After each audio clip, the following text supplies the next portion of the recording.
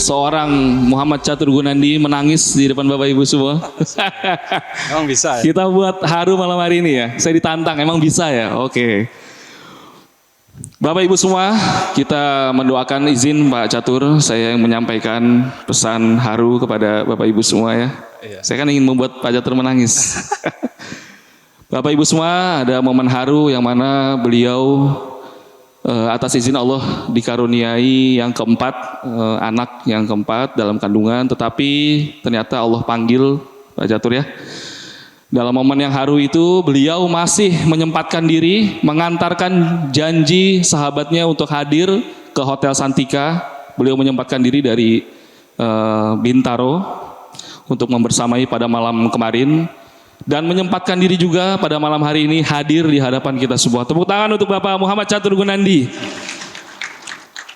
Mungkin bisa disampaikan ke Bapak Ibu para hadirin terkait dengan informasi yang tadi Pak Catur. Silakan. Aduh, belum apa-apa udah. Saya mau buat Pak Catur menangis. Silakan Pak. Baik, saya langsung perkenalan dulu aja ya. Siap, silakan. Bismillahirrahmanirrahim. Assalamualaikum warahmatullahi wabarakatuh. Waalaikumsalam warahmatullahi wabarakatuh. Asyhadu an la ilaha illallah, asyhadu anna Muhammadan abduhu wa rasuluh. Rabbi shrah li sadri wa yassir li amri wahlul 'uqdatam min lisani yafqahu qawli. Alhamdulillah, segala puji kepada Allah Subhanahu wa taala yang telah menggerakkan kita, memberikan kelapangan kepada kita untuk berkumpul di malam hari ini yang penuh berkah insyaallah. Dan semoga kita semua adalah hamba-hamba yang terpilih yang kelak dikumpulkan kembali di jannahnya. Amin amin ya rabbal alamin. Karena seperti yang kita tahu, salah satu nikmat yang saya amini juga selain nikmat Islam adalah nikmat berkumpul dengan orang-orang yang soleh dan soleha. Insya Allah Bapak Ibu di sini adalah orang soleh dan soleha. Saya sangat bersyukur berada di tengah-tengah Bapak Ibu pada hari ini. Salawat serta salam kepada Rasulullah Sallallahu Alaihi Wasallam. Semoga kita juga termasuk umatnya yang diberi syafaat di hari akhir nanti ya, dan kita berkumpul kembali di sana gitu. Amin amin. Saya di sini ya tadi disampaikan Kang Asad, saya ini paling lemah dengan dua hal. Yang pertama orang tua, yang kedua istri. Udah mulai. Udah mulai. Masya Allah. Yeah. Jadi buat saya keduanya adalah hal terpenting. Dan kalau ditanya, Kang, amalannya apa sih misalnya kayak gitu ya? Saya sendiri bingung gitu. Mungkin bukan amalan saya yang mencapaikan saya hingga saat ini, rezeki yang Allah sangat banyak, alhamdulillah, tabarakallah. Tapi karena kedua orang tua saya yang masih ada saat ini, alhamdulillah, yang menjadi pesantren hidup buat saya yang senantiasa mendoakan, dan juga istri saya yang selalu support saya gitu. Masya Allah. Meskipun sampai saat ini beliau belum bisa bergabung karena dengan ada sedang ujian. Jadi waktu itu ujian pertama adalah operasi punggung ya, Bapak Ibu, itu luar biasa. Sakitnya saya juga tahu, operasi 12 jam. Antara berhasil nggak berhasil itu tipis lah ya. Tapi Allah masih sayang. Di saat itu kami diberikan kabar gembira akan ada dikasih anak keempat. Nah, saya minta doanya dari Bapak Ibu yang soleh-soleh di malam hari ini. Ya, alhamdulillah Allah punya rencana lain yang lebih indah ya. Jadi pada hari Selasa kemarin, ya terpaksa kami harus merelakan, dan mohon doanya agar istri saya segera diberikan kesembuhan. Amin amin. Serta diberikan kesabaran ya. Amin. Karena ya saya butuh sekali doa dari Bapak Ibu di malam hari ini. Ini judulnya silaturahmi Kang ya. Jadi silaturahmi yang luar biasa. Saya nggak mau kebawa emosi. Saya akan menggagalkan misinya Kang Asad buat saya menangis. Baik. Akan nanti aja. Udah cukup waktu itu. Jadi semoga di silaturahmi ini ya saya alhamdulillah banyak berkenalan dengan teman-teman di di Muslimin Club. Dan katanya silaturahmi kan membawa rezeki ya, membawa berkah ya. Jadi semoga siapa saja yang hadir di sini, yang bersilaturahmi di sini, Allah angkat derajatnya. Jika ada hutang, Allah lunaski. Amin. Dengan cara-cara terbaik. Amin. Jika yang jomblo segera diberi jodoh yang terbaik. Amin. Cara-cara terbaik. Mau 2 kali Kang Hasan? Nah itu yang mewakili. Yang sudah menikah, belum dikaruniai anak, semoga Allah juga segera berikan keturunan dengan cara terbaik. Yang sudah punya anak, semoga Allah mampukan kita menjaga amanah anak yang telah diberikan kepada kita. Amin. Untuk seorang suami, semoga mendapati istri yang soleha, bukan istri maaf, istri yang solehah, maaf, keceletot. It. Buat orang istri semoga mendapati suaminya semoga suami yang soleh ya. Amin. Insya Allah. Amin. Amin. Jadi Bapak Ibu perkenalkan saya Catur, anggota MC 16. Tadi sebenarnya saya mau ngutip kata WRS dari di sini. Siap. Sebenarnya saya pengakuan lah di sini pengakuan. Siapa yang usul di DF ini hati-hati memang. Siapa yang usul yang mikul. Jadi di gala dinner ini sebenarnya waktu itu kejadian di Sentul. Saya usul pembicara Bapak Ibu. Ada 3 pembicara yang saya usulkan. Bapak Khairul Tanjung, Ya. Bapak Ilham Habibi, dan terakhir Yusuf Hamka. Tiga-tiganya saya hubungi. Qadarullah jadwalnya nggak ada yang pas karena memang sedang ada di Bali, lalu ada di sana segala macam. Akhirnya beliau, antum yang usul, antum nggak dapat pembicara, antum yang maju, masya Allah. Jadi hati-hati bener ya dengan di sini. Tepuk tangan Bapak sungguh-sungguh. Jadi mohon maaf kalau misalnya nanti saya nggak bisa sharing banyak karena nanti belajarnya dari Kang Dewa sama Kang Anggara aja lah yang daging-dagingnya gitu ya. Di sini saya hanya pelengkap, insya Allah. Jadi tapi jangan khawatir karena dengan posisi yang seperti ini Bapak Ibu akan dapat 2 pahala loh. Pertama pahala ikhlas, karena ikhlas saya berada di sini, bukan siapa-siapa. Masya Allah. Dan pahala sabar nungguin pembicara setelah saya. Jadi insya Allah ada 2 pahala yang didapat ya. Siap. Menghibur diri lah. Siap. Bapak Muhammad Catur Gunandi nih. Nah, setuju ya Bapak Ibu semua yang kenal beliau dekat, itu beliau seorang yang humble ya. Saya juga kaget mengawali kenal itu, lihat itu beliau itu melihat tajam, sorot matanya tajam gitu ya. Tapi ternyata pas dekat kenal, alhamdulillah seorang yang humble. Nah ini boleh disampaikan siapa seorang Muhammad Catur Gunandi waktu kecil, mungkin sampai datang detik ini. Silakan Bapak Muhammad Catur Gunandi bercerita. Ya, bismillah. Jadi dengan sesuai temanya saya coba membawakan. Tadi udah disebut ya, saya ini senang sekali berusaha dari kecil gitu. Jadi apapun semoga dijadiin duit lah. Bahkan terigu orang tua saya ambil, saya jadiin kue, saya jual gitu. Jadi kata orang tuh saya berbakat, bakat kebutuh gitu. Bakat kebutuh. Jadi ada keperluan. Nah, cita-cita saya Kang Asad dari kecil itu saya memang ingin jadi pengusaha dan saya ingin kaya. Saya cita-citanya ingin jadi kaya. Tapi pada satu momen saya sering diajak orang tua saya ke pengajian di Bandung, itu ada namanya Majelis Percikan Iman, asuhan Ustadz Ahmad Amiruddin kalau Bapak Ibu tahu. Nah di situ beliau menyampaikan bahwa jangan sangka loh, apa yang diberikan kepada kita gitu, bukan hanya harta, bukan hanya kedudukan, tapi tubuh kita ini, fisik kita ini juga akan diminta pertanggungjawaban. Masya Allah. Jadi di situ saya merubah doa saya. Saya ingin menjadi saluran rezeki ya Allah bagi orang lain. Gitu. Jadi saya salah satu first principle thinking ya kalau kita bicara reason why-nya, saya ingin menjadi orang yang dipilih oleh Allah, dipercaya oleh Allah untuk menyalurkan rezeki yang Allah terima, yang Allah kasihkan kepada saya. Gitu. Dan waktu itu juga saya ada satu momen yang pernah saya sharing di Gala Dinner di Jogja. Dari almarhum Syekh Ali Jabir mengatakan bahwa ya ini yang sering kita baca ya di Al-Waqiah ayat 8, dan bersyukurlah orang-orang yang pihak kanan gitu ya. Fasabul yamin ma'asabul maimanah.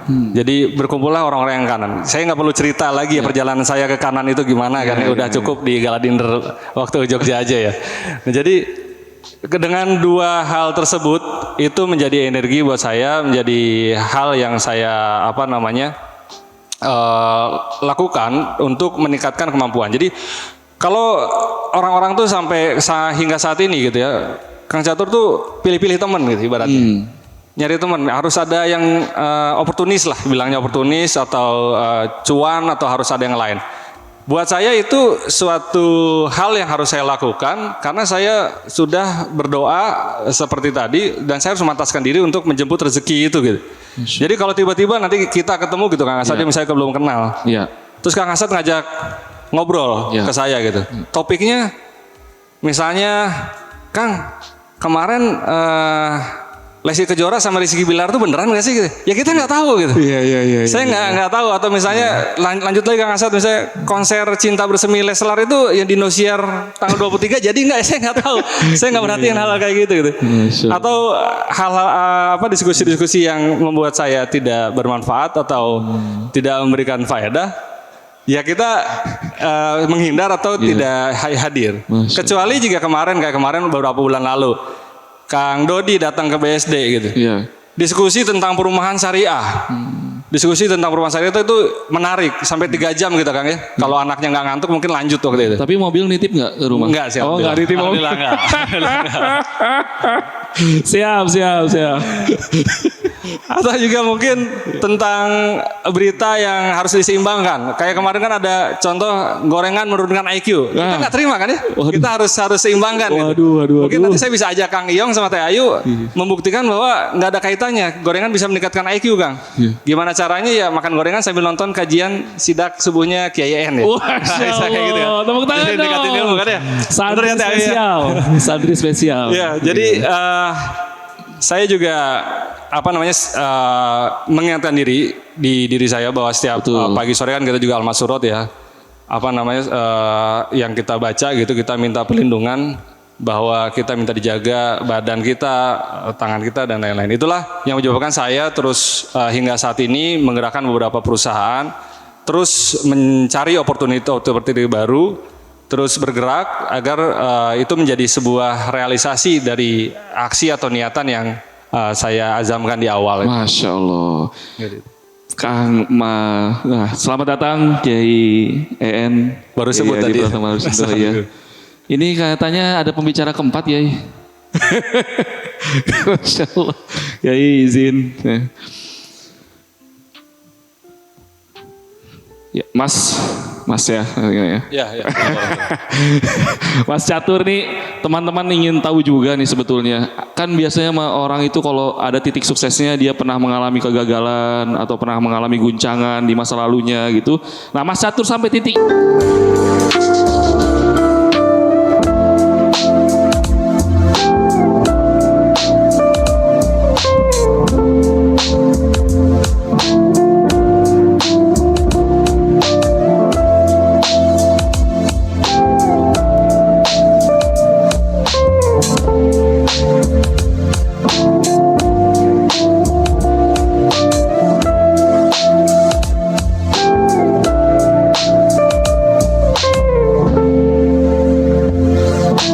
salah satu sahabat saya, saudara saya yang saya tidur sekasur sebelum dengan istri saya adalah beliau. Hari ini hadir di sini, saya perkenalkan Pak Najib. Masya Allah. Tepuk tangan untuk Bapak Najib. Ini yang bersamai saya dari awal. Masya Allah. Dan ini beliau ini founder Teguk yang kita qadarullah bisa buka cabang di New York kemarin gitu ya. Masya Allah. Semoga berkah gitu. Alhamdulillah. Pak Najib mudah-mudahan bisa join Muslimin Club Pak Najib, izin. Insya Allah akan join sebentar lagi. Langsung. Assalamualaikum. Siap. Lanjut aja Pak, lanjut. Yeah. Ini hanya selingan, ini selingan. Lanjut Pak, lanjut. Ya intinya saya yakin semua pernah mengalami episode tersebut ya. Cuman bagaimana kita bangkit. Jadi karena doa saya adalah saya ingin menjadi saluran rezeki bagi orang lain, maka saya tidak ingin berhenti. Kalau Bapak Ibu pernah ikutan MLM gitu ya, di TNC atau MW gitu, itu ada 4 kuadran profesi gitu. Ada employee, ada self-employee, ada entrepreneur, dan ada investor. Bapak Ibu yang sekarang ini menjalani kuadran entrepreneur sebagai pengusaha, seharusnya tidak boleh berhenti di satu kuadran. Bapak Ibu bisa menjadi seorang self-entrepreneur, yaitu apa? Self-employee, yaitu sebagai konsultan bisnis misalnya. Atau sebagai investor, membantu kawan-kawan lain yang membutuhkan untuk growth. Karena kalau kita dengar, saya baru tulis kemarin, di negara itu ada namanya size middle trap gitu ya. Middle size kejebakan pendapatan menengah. Maka jangan sampai kita para pengusaha juga mengalami namanya middle omset trap. Jadi dengan omset segitu sudah cukup gitu. Nah ini kita nggak amanah menurut saya dengan apa yang sudah diberikan kepada Allah kepada kita berupa tenaga, kesempurnaan fisik, pikiran, dan ide-ide. Seharusnya kita lebih bergerak. Nah dasar itulah yang membuat saya dan rekan-rekan saya, partner saya bisa menyelesaikan masalah tersebut, lalu membuat satu perusahaan demi perusahaan menjalaninya bersama-sama. Masya Allah. Jadi kalau kita sudah menjadi seorang pengusaha, saya pikir belum cukup. Pertama kita bisa scale up-kan bisnisnya menjadi lebih besar agar manfaatnya menjadi lebih banyak. Kalau udah ada yang omsetnya misalnya 200 miliar, 300 miliar, 400 miliar, itu belum cukup gitu. Kemarin saya ngobrol sama Pak Roy, pendiri Nibras, insya Allah kita nanti prospek Pak Roy ya. Masya KMC ya. Allah. Itu omsetnya Masya sudah Allah. 500 M. Masya Allah. Tapi beliau juga nggak cukup gitu, karena ingin memberikan manfaat lebih. Nah, sama halnya tadi profesi pun bisa kita mix, nggak harus menjadi satu kuadran saja. Dan ya alhamdulillah saat ini saya sendiri menjalani 4 kuadrannya. Gitu. Saya juga sebagai pengusaha, saya juga sebagai konsultan membantu beberapa perusahaan. Saya juga sebagai profesional hire di beberapa perusahaan multinasional. Saya nggak membantu. Saya juga sebagai investor membantu atau menginvestasikan kelebihan itu untuk terus diputar. Karena yang saya dengar kan harta itu kan 3 ya.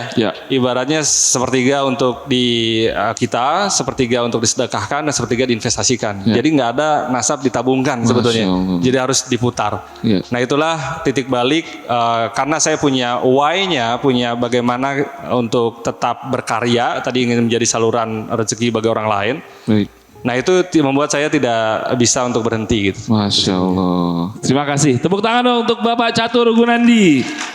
Ya, ini Pak Catur sesuai dengan tema kita malam hari ini, besarkan bisnis, besarkan maslahat. Maka kita juga teman-teman juga penasaran nih. Katanya usahanya banyak nih Pak Catur nih. Nah boleh dong disampaikan ke teman-teman dan diceritakan lagi apa yang lagi dilakukan hari ini. Mungkin bersama partner juga, partner terbaik. Ya, silakan Pak Catur. Ayo Pak Najib ke sini. Silakan Bapak Najib. Kami undang ke atas panggung. Ya, silakan Bapak Najib. Ini partner terbaiknya Bapak Catur.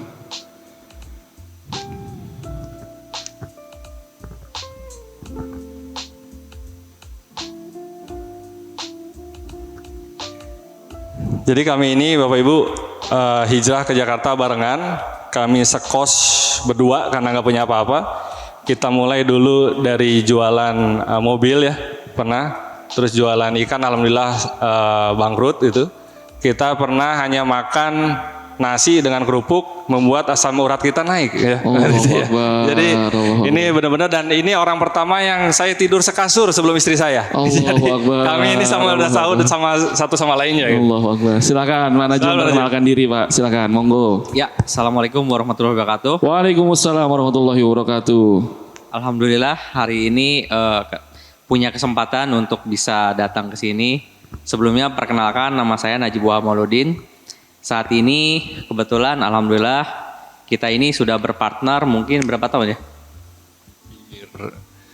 15 tahun. 15 tahun. Masya Allah. Jadi lebih kurangnya itu dari mulai kita hidup pahit sampai sekarang alhamdulillah kita bisa berbagi yang bukan hanya berbisnis tapi kita juga insya Allah sedang mengembangkan juga yayasan kebetulan dekat rumah kita juga. Masya Allah. Ya ibaratnya seperti kita ini ingin memanfaatkan hidup kita ini untuk bukan hanya kebahagiaan di dunia tapi untuk di akhirat juga. Seperti itu. Siap Pak Najib. Silakan Pak Catur mungkin bisa diceritakan tadi ada yayasan juga, ada bisnis juga. Ini gimana nih Pak Catur nih? Apa yang ingin Pak Catur capai ke depan? Silakan Pak. Ya jadi beberapa usaha yang saya jalin bareng dengan partner saya, ada yang kami sendiri masing-masing juga. Kita itu intinya melihat momentum gitu. Jadi usaha yang saya bangun kalau dilihat tadi berbagai macam bidang itu terdiri dari momentum yang kita ambil. Jadi kalau orang bicara misalnya kayak sekarang resesi gitu, jangan malah takut, malah di situ sebetulnya ada opportunity. Apa contohnya? Contohnya resesi itu sekarang udah tanda-tanda ya, dolar naik gitu. Nah kalau dolar naik ya kita ekspor aja gitu, karena sudut pandang dari orang akan menjadi lebih murah. Jadi itu sudut pandang yang baru kalau kita bisa melihat opportunity. Nah jadi bisnis kami itu ada di energi, tadi ada di logistik, lalu ada di konsultan, lalu ada di F&B yang barengan sama Mas Najib. Intinya kalau ada opportunity yang hadir, yang misalnya itu bisa memberikan manfaat dan kita masih sanggup menjalaninya, bagi kami itu pantang untuk tidak dilakukan. Seperti yang share kemarin, ya sebisa mungkin lebih baik kita menjalani Bapak Ibu. Kalau prinsip kami, jalani kita jadi pemenang, atau jalani kita kalah, tapi kita dapat pembelajaran, daripada kita hanya jadi penonton saja gitu. Masya Allah. Untuk kinerja gitu. Siap. Itu yang kami value-nya gitu. Iya, tepuk tangan dong. Masya Allah, luar biasa. Nah kaitannya dengan alhamdulillah karena tadi poin kedua itu kami ingin bersama-sama tadi Pak Najib sudah sampaikan kita bangun sebuah yayasan dan ini kita belajar ke Dea Foundation juga ke guru saya Ustadz Andika. Masya Allah, guru kita semua ini. Kontrak ya. Masya Allah. Jadi yayasan ini sebetulnya realisasi aksinya kita usaha tadi kita aksi menjemput rezeki menjemput peluang yang disediakan oleh Allah. Realisasinya sebetulnya ya tadi kita melalui yayasan yang kita bangun di BSD kita bangun di sana itu Tahfiz Planner. Masya Allah. Kemarin alhamdulillah teman-teman MC sudah hadir mendoakan juga bersamai. Ini yang saya rasakan value di MC gitu. Masya Allah. Jadi saling mendoakan gitu. Nah semoga dengan adanya yayasan itu juga menjaga aliran atau rezeki yang kami peroleh agar terus bermanfaat bagi banyak orang. Amin, amin ya rabbal alamin. Tepuk tangan dong untuk Bapak Catur Gunandi dan Bapak Najib. Masya Allah. Ini saya dapat informasi nih dari panitia nih Pak Catur. Mudah-mudahan Pak Catur nggak marah nih. Teman-teman semua ini luar biasa, Bapak Ibu semua. Surprise untuk Pak Catur nih informasi. Yaitu alhamdulillah atas izin Allah Bapak Muhammad Catur Gunandi perjanjian jual beli gas LNG PT Pertamina dan PT Kayon LNG Nusantara kontrak 20 tahun. Masya Allah luar biasa. Apa yang mau disampaikan Pak Catur bersama Pak Najib, silakan. Ya tadi saya dengan Pak Najib alhamdulillah proses panjang hampir 3 tahun kali ya 2-3 tahun. Sepakatan perjanjian jual beli LNG antara kami dengan salah satu perusahaan Indonesia, perusahaan gas negara yang akan dimulai di tahun 2023. Doakan semoga lancar, memberi manfaat bagi nusa bangsa dan juga tentunya bagi umat ya untuk sini. Amin, amin rabbal alamin. Pak Catur, silakan Pak Najib, silakan. Intinya buat kita ini kalau ditanya bisnisnya apa, kadang-kala kita ini bingung Pak. Bingung gitu. Jadi bingung itu jawabnya yang mana dulu gitu. Karena kita ini memang jawab yang mana dulu? Ya. Jadi kita ini memang menyenangi bisnis Pak, menyenangi bisnis. Jadi kalau kemarin kita sempat ketemu juga dengan beberapa pengusaha. Kok kenapa bisnis ini nggak pernah fokus? Kalau ada yang mahsabnya itu fokus gitu. Satu bidang sudah. Nah, kita ini termasuk orang yang tidak fokus Pak. Masya Allah. Gitu. Jadi nggak fokus. Jadi seperti kalau yang fokus itu seperti misal kita pemain tinju nih. Nah pemain tinju ini harus menjadi petarung Pak. Nggak bisa pemain tinju itu jadi perenang. Nah jadi kalau misalkan sekarang perenang harus jadi pemain tinju itu kan agak berat Pak. Betul. Nah kita ini bingung Pak. Jadinya kita ini kayak pemain catur jadinya. Jadi mencatur. Ini main catur. Nah ini makanya Pak. Luar biasa. Jadi intinya kita ini biasanya Pak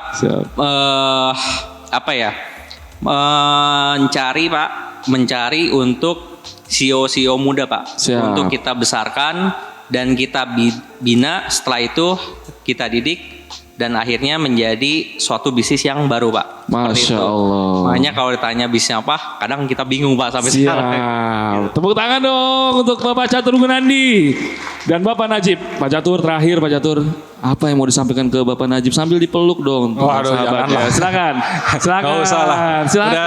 Udah sering pelukan sama dia lah. Nangis malam ini. Silakan berdiri Pak Najib, berdiri Pak Najib. Silakan. Ini sahabat lama loh. Sahabat lama. Akhirnya dipertemukan pada malam hari ini, teman-teman semua.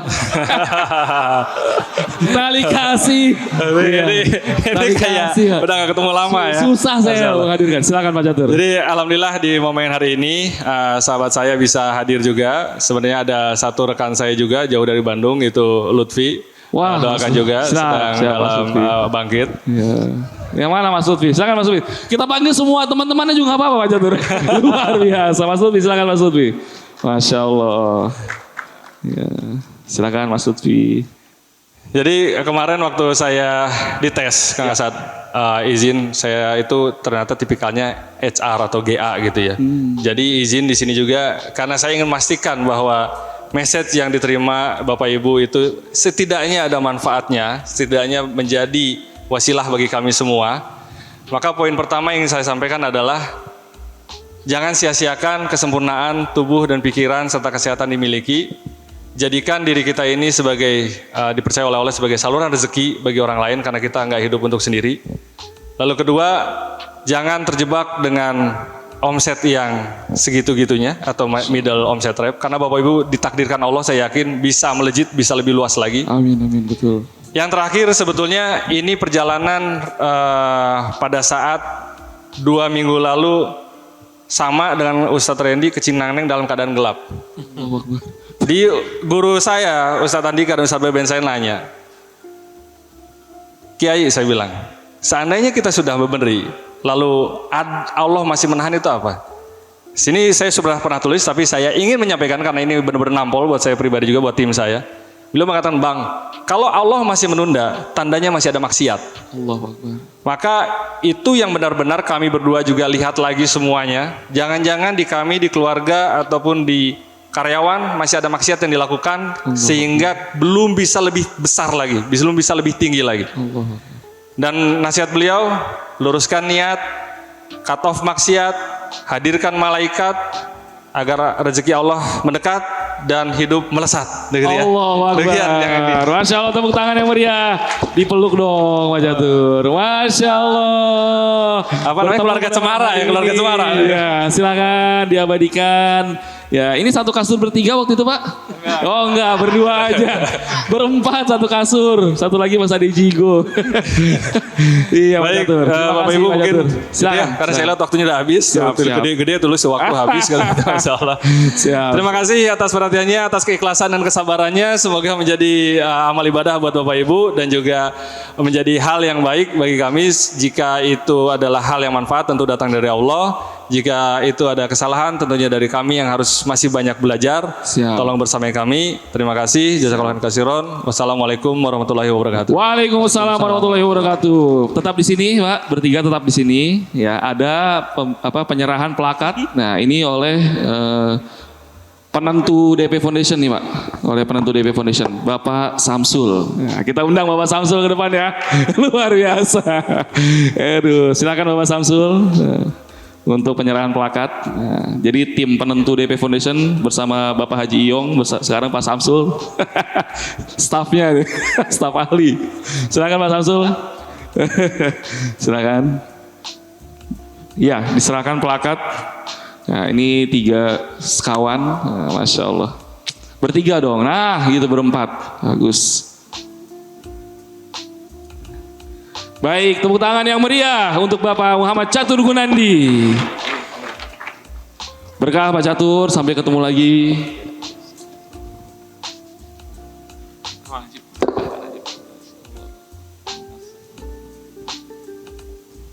Iya Bapak Ibu semua, alhamdulillah kita doakan mudah-mudahan keluarga Bapak Muhammad Catur Gunandi Allah berikan kesehatan, Allah berikan kekuatan bagi apa yang baru saja terjadi kepada istrinya. Selanjutnya Bapak Ibu semua, kita undang narasumber yang kedua, seorang yang luar biasa, yang tadi beliau minta sama saya hanya disebutkan satu brand saja, nanti kita kupas tuntas di atas panggung ini, yaitu owner Lapis Bogor Sangkuriang. Kita undang Bapak Anggara Jati. Tepuk tangan yang meriah.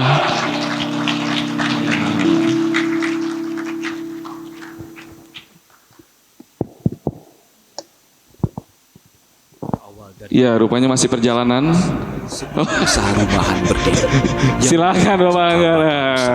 Tepuk tangan untuk Bapak Anggara Jati. Silakan.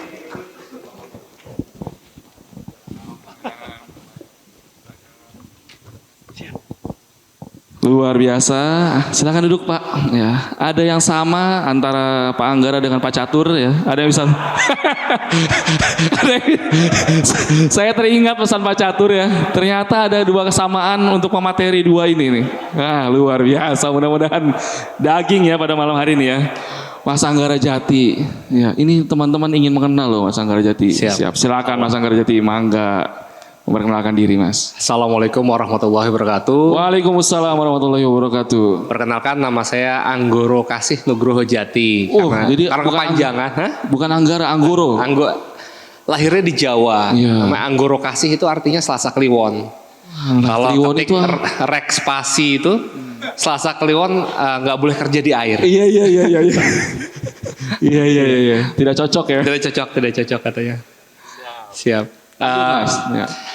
Saya berpartner sama istri saya usaha di bidang kue bolu Alapis Bogor Sangkuriang. Kita start di 2011 mulai dari Bogor. Alhamdulillah tadi saya dengar ceritanya Pak Catur juga katanya senang usaha dari kecil. Kebetulan juga saya juga suka usaha dari kecil. Saya ngambil terigu ibu juga. Oh enggak. Dulu musim main petasan, teman-teman main petasan, saya beli gepok-gepokan gitu, terus saya pretelin, jualin gitu kan. Masya Allah. Terus ada pabrik, saya tinggal dulu di Tanah Baru, daerah Pomat, ada pabrik keramik. Saya ke belakang ada waste-nya, saya cariin keramik yang bocelnya kecil-kecil, saya jualin ke teman-teman. Allahu Akbar. Memang hobi, memang buat nambah uang jajan, karena uang sakunya kurang waktu itu. Nah, terus udah gitu beranjak mulai SMP suka main motor, banyak ada apa yang jualan aksesoris motor, saya ikut jualin. SMA jualan baju, jualan topi. Jadi di kampus teman-teman belajar, saya jualan di situ. Nah, kalau ada waktu luang saya magang ke tukang bakso di sana di Surabaya, dan waktu itu namanya bakso kepala sapi. Saya magang di sana, kalau teman-teman datang saya traktir karena malu kan. Jadi pelayan di bakso padahal lagi magang soalnya. Buat ngilangin malunya saya traktir terpaksa. Nah, terpaksa. Ya terpaksa. Dia malu kan. Pelayan, Masya Allah. Ini lagi magang gitu kan, akhirnya ya kita traktir lah. Yang penting mental ya, Pak. Ya, yang penting mental. Yang biar tekor asal kesohor katanya dulu. Luar biasa. Ya traktir waktu itu. Alhamdulillah mulai fokus jualan di abis kuliah itu 2011 sampai 2009 nikah, katanya carilah rezeki dengan menikah, tapi ternyata abis nikah bangkrut. Wah, ini dalilnya yang salah atau sayanya yang salah? Ternyata Allah punya rencana lain. Karena sama tadi dengan Pak Catur, memang doanya pengen kaya memang kan. Pengen dulu katanya ada the law of attraction kan. Dulu ikut seminar-seminar kan, katanya tempel gambar gitu kan. Terus saya doa gitu kan, kalau ada motor besar lewat, punya saya nih, awas balikin cepetan, sampai ngerasain merinding gitu kan. Wah, dapat nih insya Allah kan. Nah, terus udah gitu ternyata abis nikah bangkrut gitu kan. Wah, kok bangkrut ya abis nikah ya, kenapa ya? Oh, ternyata Gusti Allah sekarang baru saya bisa ambil hikmahnya gitu. Oh, ternyata doa saya ini mungkin tidak bisa terjawab dengan saya usaha bakso. Makanya saya dibangkrutkan supaya saya pivot mungkin. Nah, pada saat itu pivot, belajar dari teman di Batam, Denny Deliandri, waktu itu ada buat oleh-oleh di Batam namanya Pisang Villa. Saya belajar ke sana, saya coba bawa ke Bogor dengan Lapis Bogor Sangkuriang. Berarti itu. Datang ke Bogor, pendatang ya Mas Anggoro ya? Saya besar dan besarnya di Bogor. Cuma Bogor, lahirnya di Purwokerto. Ya. Masya Allah. Tepuk tangan dong untuk Mas Anggoro Kasih Jati, Masya Allah. Mas Anggoro. Tadi ada sedikit mengenai profil perusahaan kita, namanya Agrinesia. Oke, boleh.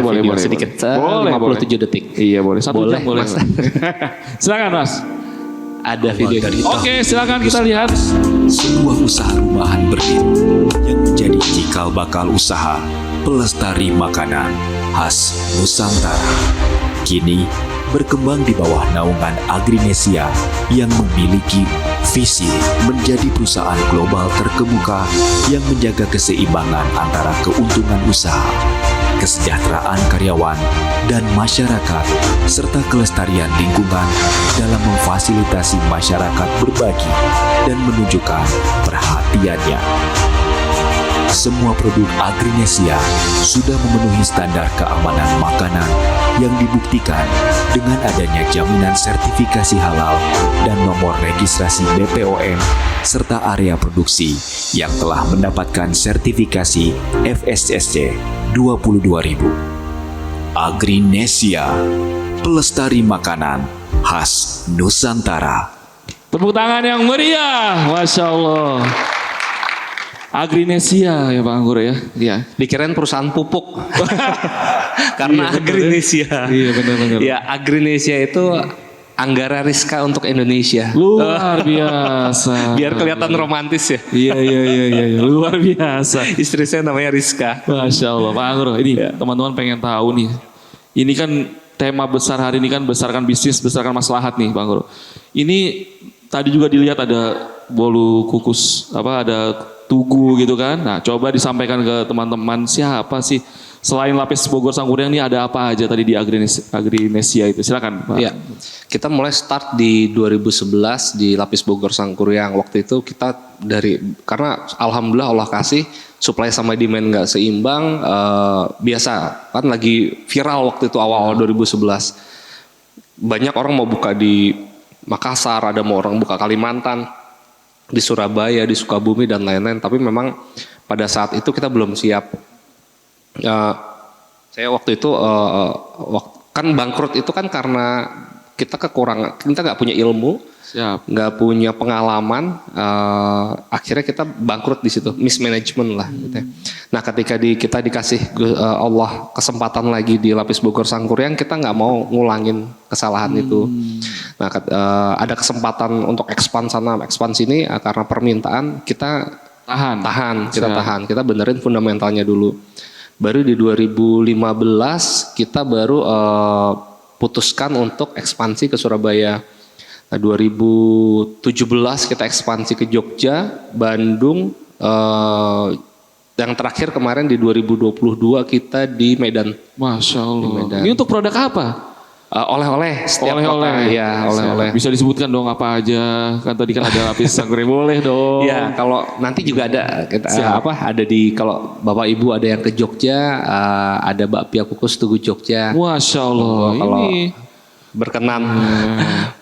Oh siap, terima kasih. Ada di stasiun, bandara, ada di rest area. Ya, terima foto kasih. bareng beliau ya, foto bareng beliau. Jadi nanti kasih lihat foto barengnya. Silakan. Ada apa lagi? Kebanyakan kita kan lokal ya. Jadi memang biasanya hanya orang-orang lokal yang ngerti gitu. Oke. Siap. Jadi kalau misalnya Jogja memang karena dia kebanyakan wisatawan ya mungkin banyak yang traveling ke Jogja sering. Siap. Oke Mas. Terima kasih. Anggoro, tadi apa sih yang membuat Mas Anggoro kok rasanya tuh aku harus punya harta yang banyak, punya maslahat yang banyak. Apa dalam diri Mas Anggoro ini yang ingin dicapai? Silakan Mas. Dulu nggak ngerti ya, Allah kok kasih ilham, kok pengen kaya gitu loh. Apa ya? Mungkin karena lingkungan kita, mungkin karena apa yang kita lihat sehari-hari, mungkin karena film, TV, majalah yang kita lihat. Gusti Allah tuh kasih kreteknya hati tuh saya pengen kaya gitu loh. Cuma memang setelah dewasa lebih ke dulu tuh yang memotivasi tuh gimana caranya membahagiakan ibu. Membahagiakan ibu. Ya, membahagiakan ibu. Jadi waktu bangkrut itu saya evaluasi kan. Dulu ada bukunya Kang Ipo Santosa ya. Keajaiban dua bidadari. Apa? Keajaiban rezeki ya? 7 keajaiban rezeki. 7 keajaiban rezeki. Nah itu apa? Oh, itu ada bidadari tadi apa? Oh, 2 bidadari Pak Teguh. Nah, dulu siap. Dulu Iya, siap. Ya dulu kalau kita usaha ya usaha aja. Pengen gimana caranya supaya kaya, supaya sukses gitu kan. Oh, ternyata bangkrut karena bangkrut biasanya orang kalau bangkrut itu titik refleksi kan. Lihat lagi sebenarnya apa sih yang buat kita bangkrut dan lain-lain.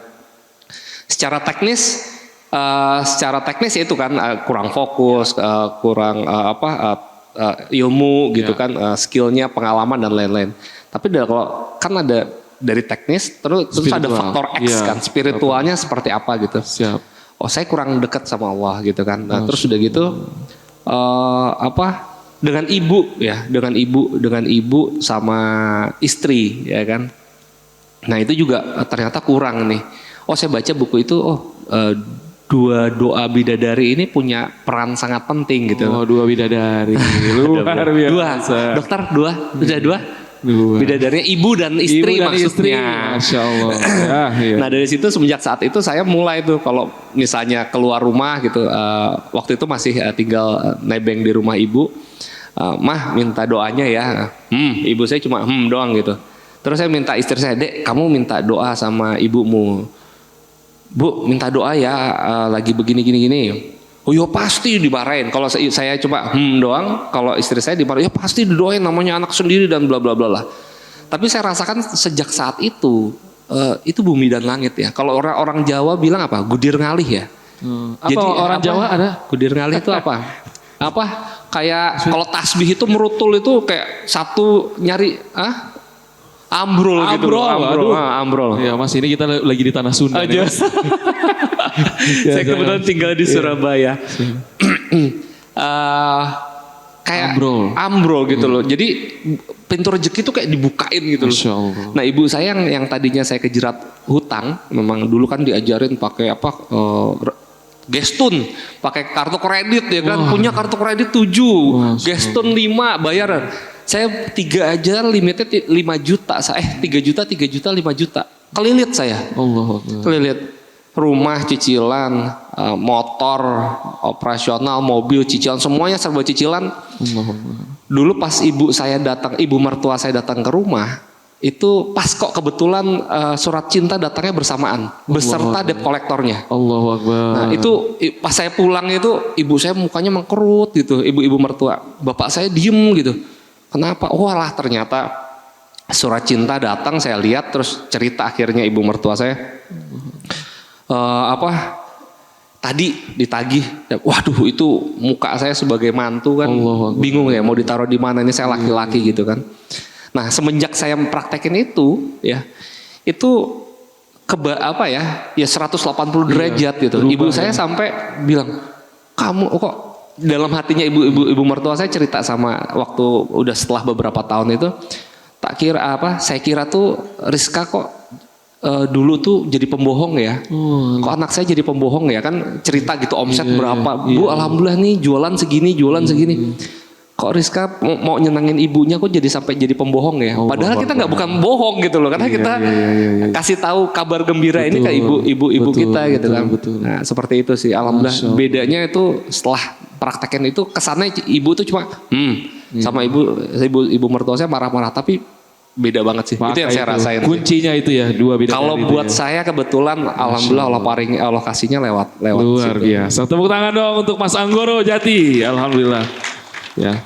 Ini juga nih teman-teman juga penasaran nih Mas Anggoro Jati. Ini hari ini dan ke depan ini ada nggak sih pemikiran kayak sosial, yayasan atau support kegiatan-kegiatan dakwah? Nah, silakan Mas. Saya dari awal itu punya, ini pemikiran saya silakan. Pemikiran saya.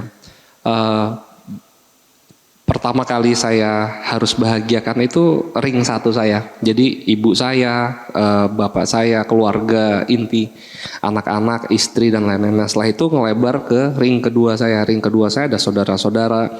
Ring ketiga saya ada karyawan, tim dan lain-lain. Baru nanti tetangga dan lain-lain. Jadi muter. Fokus saya waktu pertama kali yaitu ibu saya gimana caranya sejahtera, bahagia gitu kan. Setelah itu bagaimana karyawan saya bahagia, sejahtera, minimal standarnya dari Indonesia misalnya UMK, BPJS itu saya penuhin dulu gitu karena itu hak-haknya teman-teman di Agrinesia. Nah setelah itu memang kita pengen fokus sama bagaimana tadi sama Muhsinin Club, bagaimana kita bisa bermanfaat buat lebih banyak lagi orang selain di ring 1, ring 2, ring 3 kita.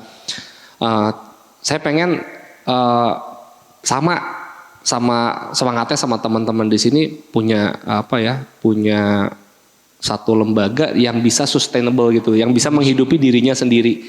Kalau di luar kan kayak ada dana abadi. Dana abadi itu kayak Harvard University itu ternyata punya dana abadi yang ada pengelolanya nih. Jadi dia ngumpulin dana sumbangan itu, tapi dananya bukan ketika dia ketika dia melakukan sosial itu bukannya berkurang, tapi bertambah Iya. karena ada karena dia bentuk kayak lembaga keuangan, private equity dan lain-lain. Dia invest sana, invest ini, dia ada returnnya. Jadi dana abadi itu ketika dibagiin bukannya berkurang, Malah tapi bertambah gitu loh. Masya Allah. Nah, impiannya sih seperti itu impiannya. Supaya dia bisa membiayai hidupnya sendiri. Nah, tapi memang harus ada apa yang Kang Dewa buat di sini sama Pak Ustadz itu kan. Itu memang ini kan cikal bakalnya dulu kayak saya terinspirasi juga. Memang Harvard University punya dana abadi itu awalnya dari donatur. Karena sudah semakin lama semakin besar sebenarnya pengelolaannya jadi lebih gampang gitu kan. Mau invest di mana, tapi dibalikin lagi buat ke umat kan. Tapi memang harus ada yang mulai Khusus ya, betul. Terima kasih. Dan ini saya ngeliat, wah ini Muslimin Club memang keren-keren sih. Amin. Saya juga kaget kemarin ditodong Dokter Indra sama ditodong juga ya? Oh ya. Saya nggak begitu ngerti kan. Iya. Apa Muslimin Club ya? Iya. Tapi sekarang sudah Pas datang tadi ngedengar Dokter Indra, oh keren. Sangat menginspirasi nih. Masya Allah. Siap itu paling kan. Terima kasih Mas Anggoro. Ini teman-teman juga pengen tahu nih Mas Anggoro, apa sih yang bisa disampaikan ke teman-teman terkait dengan usaha bisnis yang hari ini juga kita melewati masa-masa pandemi sulit, tapi tetap bisa sustain, eksis gitu kan. Terus juga nanti 2023 tadi ada hal-hal yang dianggap menakutkan dan lain sebagainya. Nah, apa bisa disampaikan ke teman-teman Mas Anggoro? Silakan. Kalau kita kan ya kebanyakan teman-teman di sini pengusaha ya. Pengusaha kan karakternya optimis ya. Optimis, hajar terus Indonesia pasti bagus insya Allah seperti itu. Cuma saya belajar dari 2020 bahwasanya optimisme bagus, tapi kita juga harus tetap waspada. Dana reserve juga harus kita siapkan, terutama buat diri kita, keluarga, sama tim kita yang ada di perusahaan. Nah, dana reserve juga perlu disiapkan. Jadi kalau kita ekspansi sangat penting, tapi kita juga penting untuk punya dana cadangan. Karena kita juga punya keluarga, punya tim yang itu harus dipikirin ya. Kalau 2023 teman-teman mau expand, saya rasa gas terus, gaspol. Cuma jangan lupa punya dana reserve. Dan terus bertawakal sama Allah dengan terus bersedekah. Jangan lupa karena banyak dalam diri saya juga kejadian banyak hal-hal yang kayaknya nggak bakalan mungkin saya. Faktor X ya? Iya, faktor X. Itu semua Allah yang ngatur gitu kan. Kayak keretaknya hati, pemikiran itu sih dari mana sih gitu kan. Iya, betul. Kalau bukan Allah yang ngatur kan nggak mungkin ya. Iya, betul. Kayak ngegerakin jalannya. Kalau kita beranggapan bahwasanya kita sendiri yang ngatur ini ngatur itu, saya rasa nggak mungkin lah. Jadi kalau dengan kita bersedekah, insya Allah nanti yang nuntun kemana jalannya kita sih. Itu sih yang saya yakini Mas. Siap, berkah Mas Anggoro. Ini Terima kasih. mungkin terakhir nih Mas Anggoro pengen tahu juga nih, kan fokus pada usaha yang sifatnya oleh-oleh ya Mas Anggoro ya. Nah, ini kan kemarin juga kita juga tahu ada banyak oleh-oleh yang hype terus akhirnya menghilang gitu. Nah, gimana bisa eksis terus, bisa naik terus pada titik eksisnya gitu Mas, pada usaha oleh-oleh ini Mas. Silakan Mas. Alhamdulillah Allah kasih oleh-oleh Lapis Bogor Sangkuriang dan teman-temannya masih bisa eksis. Kita di tahun ke-11 2002 Masya ini. Allah. Alhamdulillah. Tapi sebenarnya sama sih. Kenapa kita masih bisa eksis sekarang? Alhamdulillah sama dengan Pak Catur tadi dan Pak Najib. Sebenarnya kita fokus Pak. Itu kalau menurut saya pribadi itu fokus cari cuan. Fokus cari cuan. Siap. Fokus cari cuan. Gimana perusahaan bisa sustain, kita fokus. Maksudnya kita cari lagi, gali lagi apa sih yang mau kita improve gitu kan dari bisnis kita. Kebanyakan kita tuh sudah sampai satu titik terus berpuas diri gitu kan. Terus kadang-kadang bingung nih. Oh, saya punya satu toko. Oh, semua tokonya udah jalan gitu loh. Udah jalan, udah running, bisa menghasilkan setiap hari. Udah nggak ada yang bisa diapa-apain lagi gitu loh. Ya udah jalan aja running gitu. Padahal di dalam toko itu banyak banget yang bisa dikulik gitu loh. Bisa dieksplor. Dieksplor. Jadi misalnya naikin upselling, cross selling, merbaikin sistem dan lain-lain, itu yang sebenarnya alhamdulillah kalau menurut saya ya, kalau faktor teknisnya kenapa Agrinesia itu alhamdulillah alokasi masih bisa bertahan di tahun ke-11. Tapi challenge-nya juga masih besar karena masih sangat muda, masih baru 11 tahun. Seperti itu sih. Siap. Ada nggak yang mau tambah lagi di luar bisnis oleh-oleh ini, Mas Anggara? Mungkin mau yang bisnis lain di luar oleh-oleh ini. Apakah ada gitu, Mas? Silakan, Mas. Kebetulan saya bukan yang bisa multitasking terlalu banyak gitu kan. Jadi memang yang saya bisa di oleh-oleh ini. Jadi kalau misalnya saya mau kita lagi mau ngembangin usahanya, tapi yang masih punya garis merah sama oleh-oleh. Adapun nanti kalau misalnya ada beberapa bisnis kita juga lagi jajakin, itu saya lebih ke kolaborasi sih, joint venture karena memang saya tahu kekuatan saya di bidang ini gitu. Buka outlet berarti? Ada buka outlet, ada ada buka properti, tapi properti yang masih berhubungan dengan pariwisata, dengan kayak gitu-gitu. Siap. Ada video yang mau di? Oh ini mengenai bakpia kukus Tugu Jogja. Siapa tahu ada yang kangen ke Jogja. Monggo video bakpia kukus. Silakan disimak Bapak Ibu.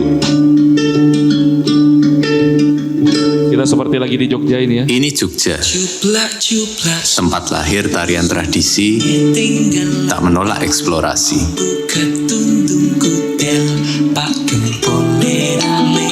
Ini Jogja, tempat sinden melantunkan nada dengan gaya yang berbeda.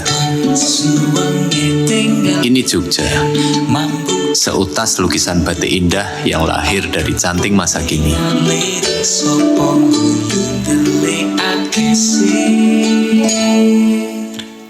Ini Jogja, selera yang dijaga sepenuh tenaga.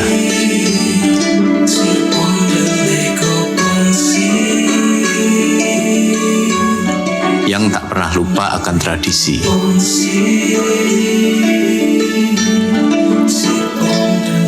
Yang jadi tempat pulang semua orang. Ini Jogja, syahdu masih seperti dulu, tidak pernah berubah, sederhana dan memberi ketenangan.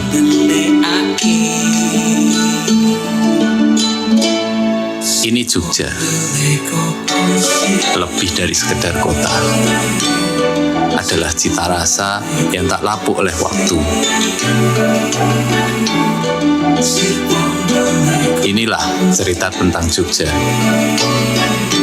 Dari bakpia kukus Tugu Jogja, cita rasa yang lahir dari hangatnya Jogja. Tepuk tangan dong bakpia kukus Tugu Jogja, Masya Allah, dengan lapis Bogor Sangkuriang. Ini ada kota lain yang mau nanti digarap lagi Mas ya? Masih Insya banyak Allah, ya, Insya Allah ya. Tapi lokal ya, oleh-oleh lokal, Masya Allah. Sementara lokal. Iya, ini mungkin juga bisa disampaikan, apa boleh kita visit tur ke perusahaan? Insya Allah boleh. Ini di mana Mas? Kalau di Bogor ada di Olimpik, kawasan industri Sentul Olimpik dekat sini. Kalau di Surabaya ada di kawasan industri Sier, Rungkut Industri.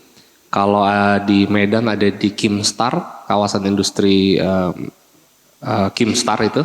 Kalau di Jogja karena ada kawasan industri daerah, saya lupa daerahnya. Oh Mas, daerah mana Mas? Kawasan industri? Iya, ya sebelah situ lah. Oh iya. Oh, maaf. Wes sudah ngono ya, sudah ngono lah ya. Insya Allah ya. Oke, nanti mudah-mudahan bisa visit. Amin. Insya Allah ya Mas. Terima kasih kebersamaan dengan Mas Anggara, Anggara Anggoro. Terima kasih Mas Anggara. Ini ada sedikit oleh-oleh nih. Terima kasih. Mudah-mudahan sharing singkatnya bisa memberi manfaat. Terima kasih, tepuk tangan yang meriah. Terima kasih. Masya Allah. Penyerahan plakat oleh Ustadz Randy Saputra, selalu co-founder DEP Foundation. Mudah-mudahan di hati, berbekas di hati, ingat terus Mas Anggara. Silakan. Ya. Ya, tepuk tangan yang meriah untuk Mas Anggara Jati. Ya, senyum terbaik. Ya.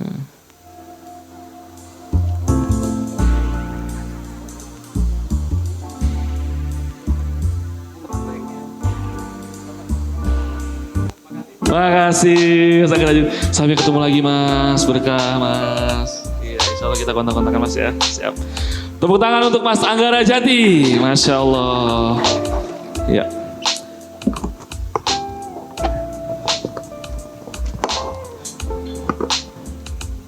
Ya, alhamdulillah Bapak Ibu semua, saya izin menyampaikan perolehan raihan infak Muslimin Club yang mana 97 member Muslimin Club alhamdulillah sudah menembus angka 318.360.046 rupiah. Tepuk tangan untuk Muslimin Club.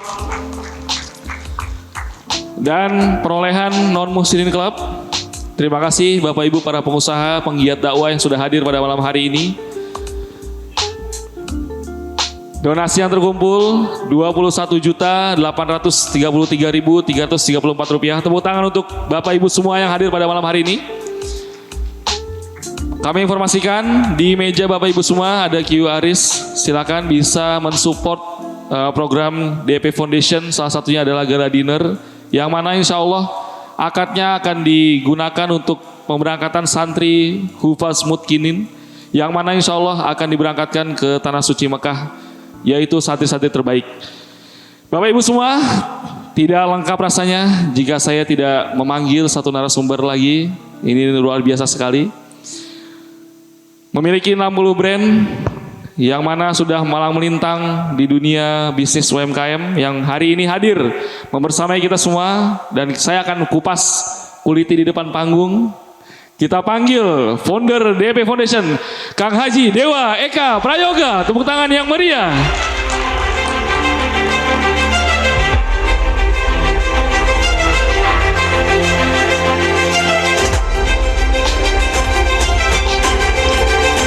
Ya, alhamdulillah.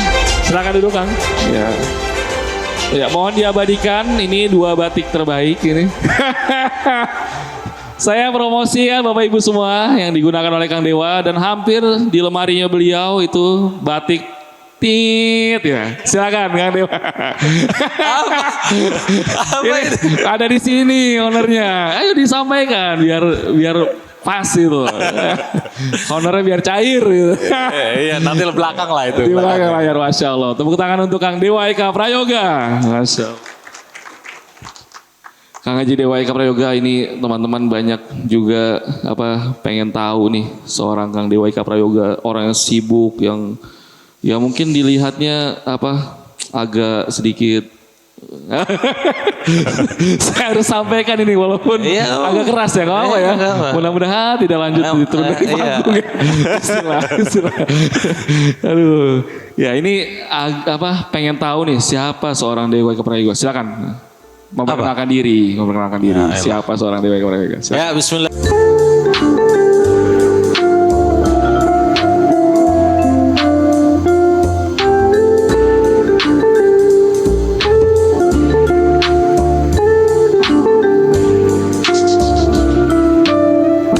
Kembali bisa bertemu dengan kawan-kawan pengusaha Muslim nasional yang hari ini ditakdirkan oleh Allah ketemu di Bogor ya. Kalau diminta untuk mengenalkan profesi ataupun sebagai kerjaan pengenalan, pastinya adalah background saya memang pengusaha. Ya. Cuman background pendidikannya adalah pendidikan.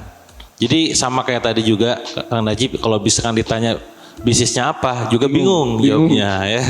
Jadi saya kadang melabeli diri saya penjual ludah gitu aja, udahlah biarkan orang berpreferensi negatif terhadap saya gitu ya.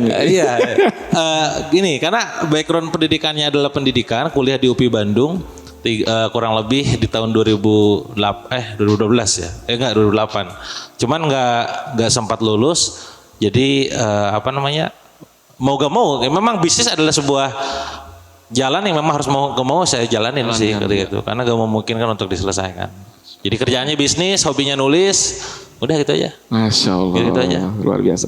Kang Dewa, ini teman-teman pengen tahu cerita, ada perjalanan dari mungkin 5-10 tahun ke belakang yang Bosen membuat lah. enggak lah, Bosen. bosen. Ini ada orang-orang baru semua ini marketer.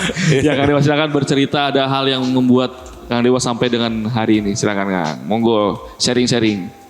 Ya, kalau saya memecah fase hidup saya mungkin berkenaan dengan tema ini ya, besarkan bisnis, besarkan Betul. maslahat. Betul. Saya memecah menjadi 4 bagian ya. Pertama adalah fase di mana fokus keseharian saya adalah mengejar yang namanya uang. Ya, fokus mengejar uang, entah itu karena memang pengen dapat uang atau memang mau gak mau harus dapat uang. Karena waktu itu adalah kena kebangkrutan besar tadi ya di tahun 2012. Nah, fase ini adalah di mana setiap harinya saya mikirin duit, pokoknya apapun yang saya lakukan demi uang, ya, agar dapat uang sebanyak mungkin, terkompori oleh beberapa orang yang juga mungkin jadi inspirasi juga gitu ya, bahwa ayo jadi orang kaya dan seterusnya. Nah, itu tuh fase di angka 20 tahunan, 18 sampai 20 tahunan, 21 atau 4 tahun lah di awal. Sampai akhirnya fase itu naik, saya bilangnya naik ya, karena maksudnya secara ini lebih baik gitu saya rasakan. Mulai dari fase money itu berubah menjadi hobi. Hobinya adalah jualan. Mulai tuh sering jualan. Apapun yang saya lakukan demi menyalurkan hobi saya. Hobi saya jualan ya jualan. Hobi saya nulis. Hobi saya misalkan ketika itu adalah ikutan berbagai macam ya saya ikutan juga gitu. Nah, gak ngelihat lagi uang. Yang penting ikut serta aja lah pokoknya mah. Hobinya tersalurkan gitu ya. Nah, itu fase yang kedua. Fase di mana waktu itu menyelesaikan utang juga dengan nulis waktu itu ya. Salah satunya wasilahnya, tongkat musanya di situ. Nah, fase ketiga adalah fase di mana saya mulai sadar bahwa saya sudah berkeluarga ya.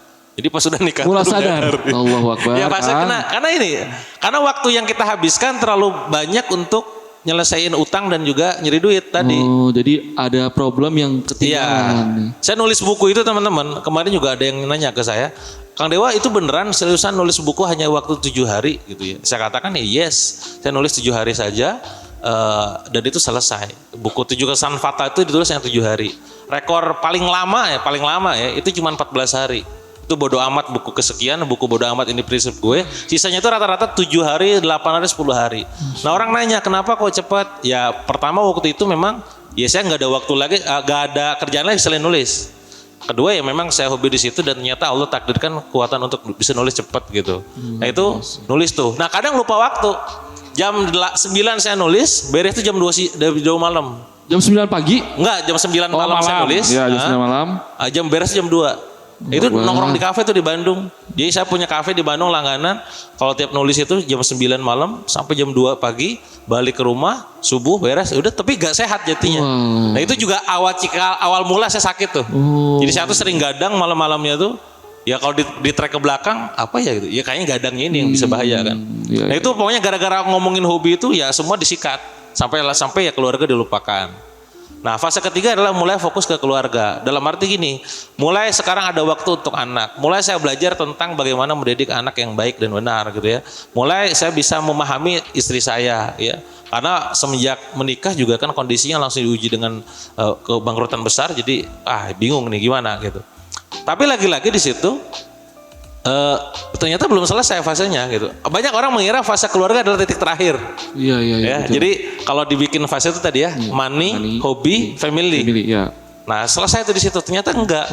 Nah yang menyadarkan saya adalah momen sakit. Makanya di titik-titik hidup itu, momen bangkrut adalah ketika saya sadar bahwa saya punya keluarga gitu.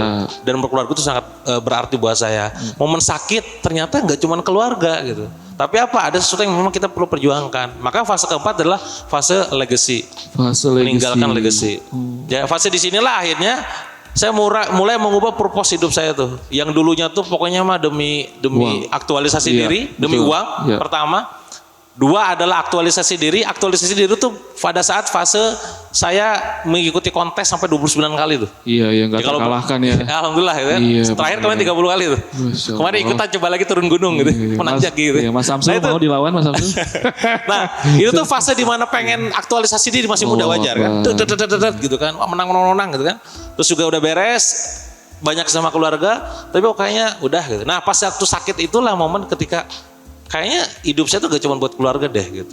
Nah disitulah mulai tuh memetakan mimpi-mimpi. Dan ternyata mimpinya pun kalau ngomongin keluarga doang udah beres ya. Ya rata-rata kan manusia gitu ya cuman pengen rumah, kendaraan, umroh, haji gitu doang kan. ya udah beres semua nih gitu. Udah kan. semua ya? Udah semua gitu. Iya, Kenapa betul. lagi? Nah, sampai tuh usia 30 tahun kemarin, saya tuh gak punya mimpi. Saya kalau ditulis di handphone tuh nggak ada. Orang kan mimpi lah sebesar mungkin, kagak gue punya mimpi, ngalir aja lah. Gitu. Beneran. Kagak Itu 30 tahun. Iya, 30 iya. tahun tuh. Iya. Sampai akhirnya pas kemarin 31, saya kembali lagi ke tentang purpose hidup saya, tentang legacy tadi, bagaimana kita meninggalkan jejak di kehidupan, warisan gitu kan. Ya udah, saya bikin tuh mimpi besar. Saya memetakan dalam goal itu selain spiritual, goal saya spiritual saya apa nih gitu ya, apa gitu. Kedua adalah family saya apa. Tiga, the growth itu tentang pendidikan, pelatihan, pengembangan diri apa gitu ya. Terus juga relationship apa aja, termasuk juga finance, termasuk juga fitness, kesehatan, health gitu ya.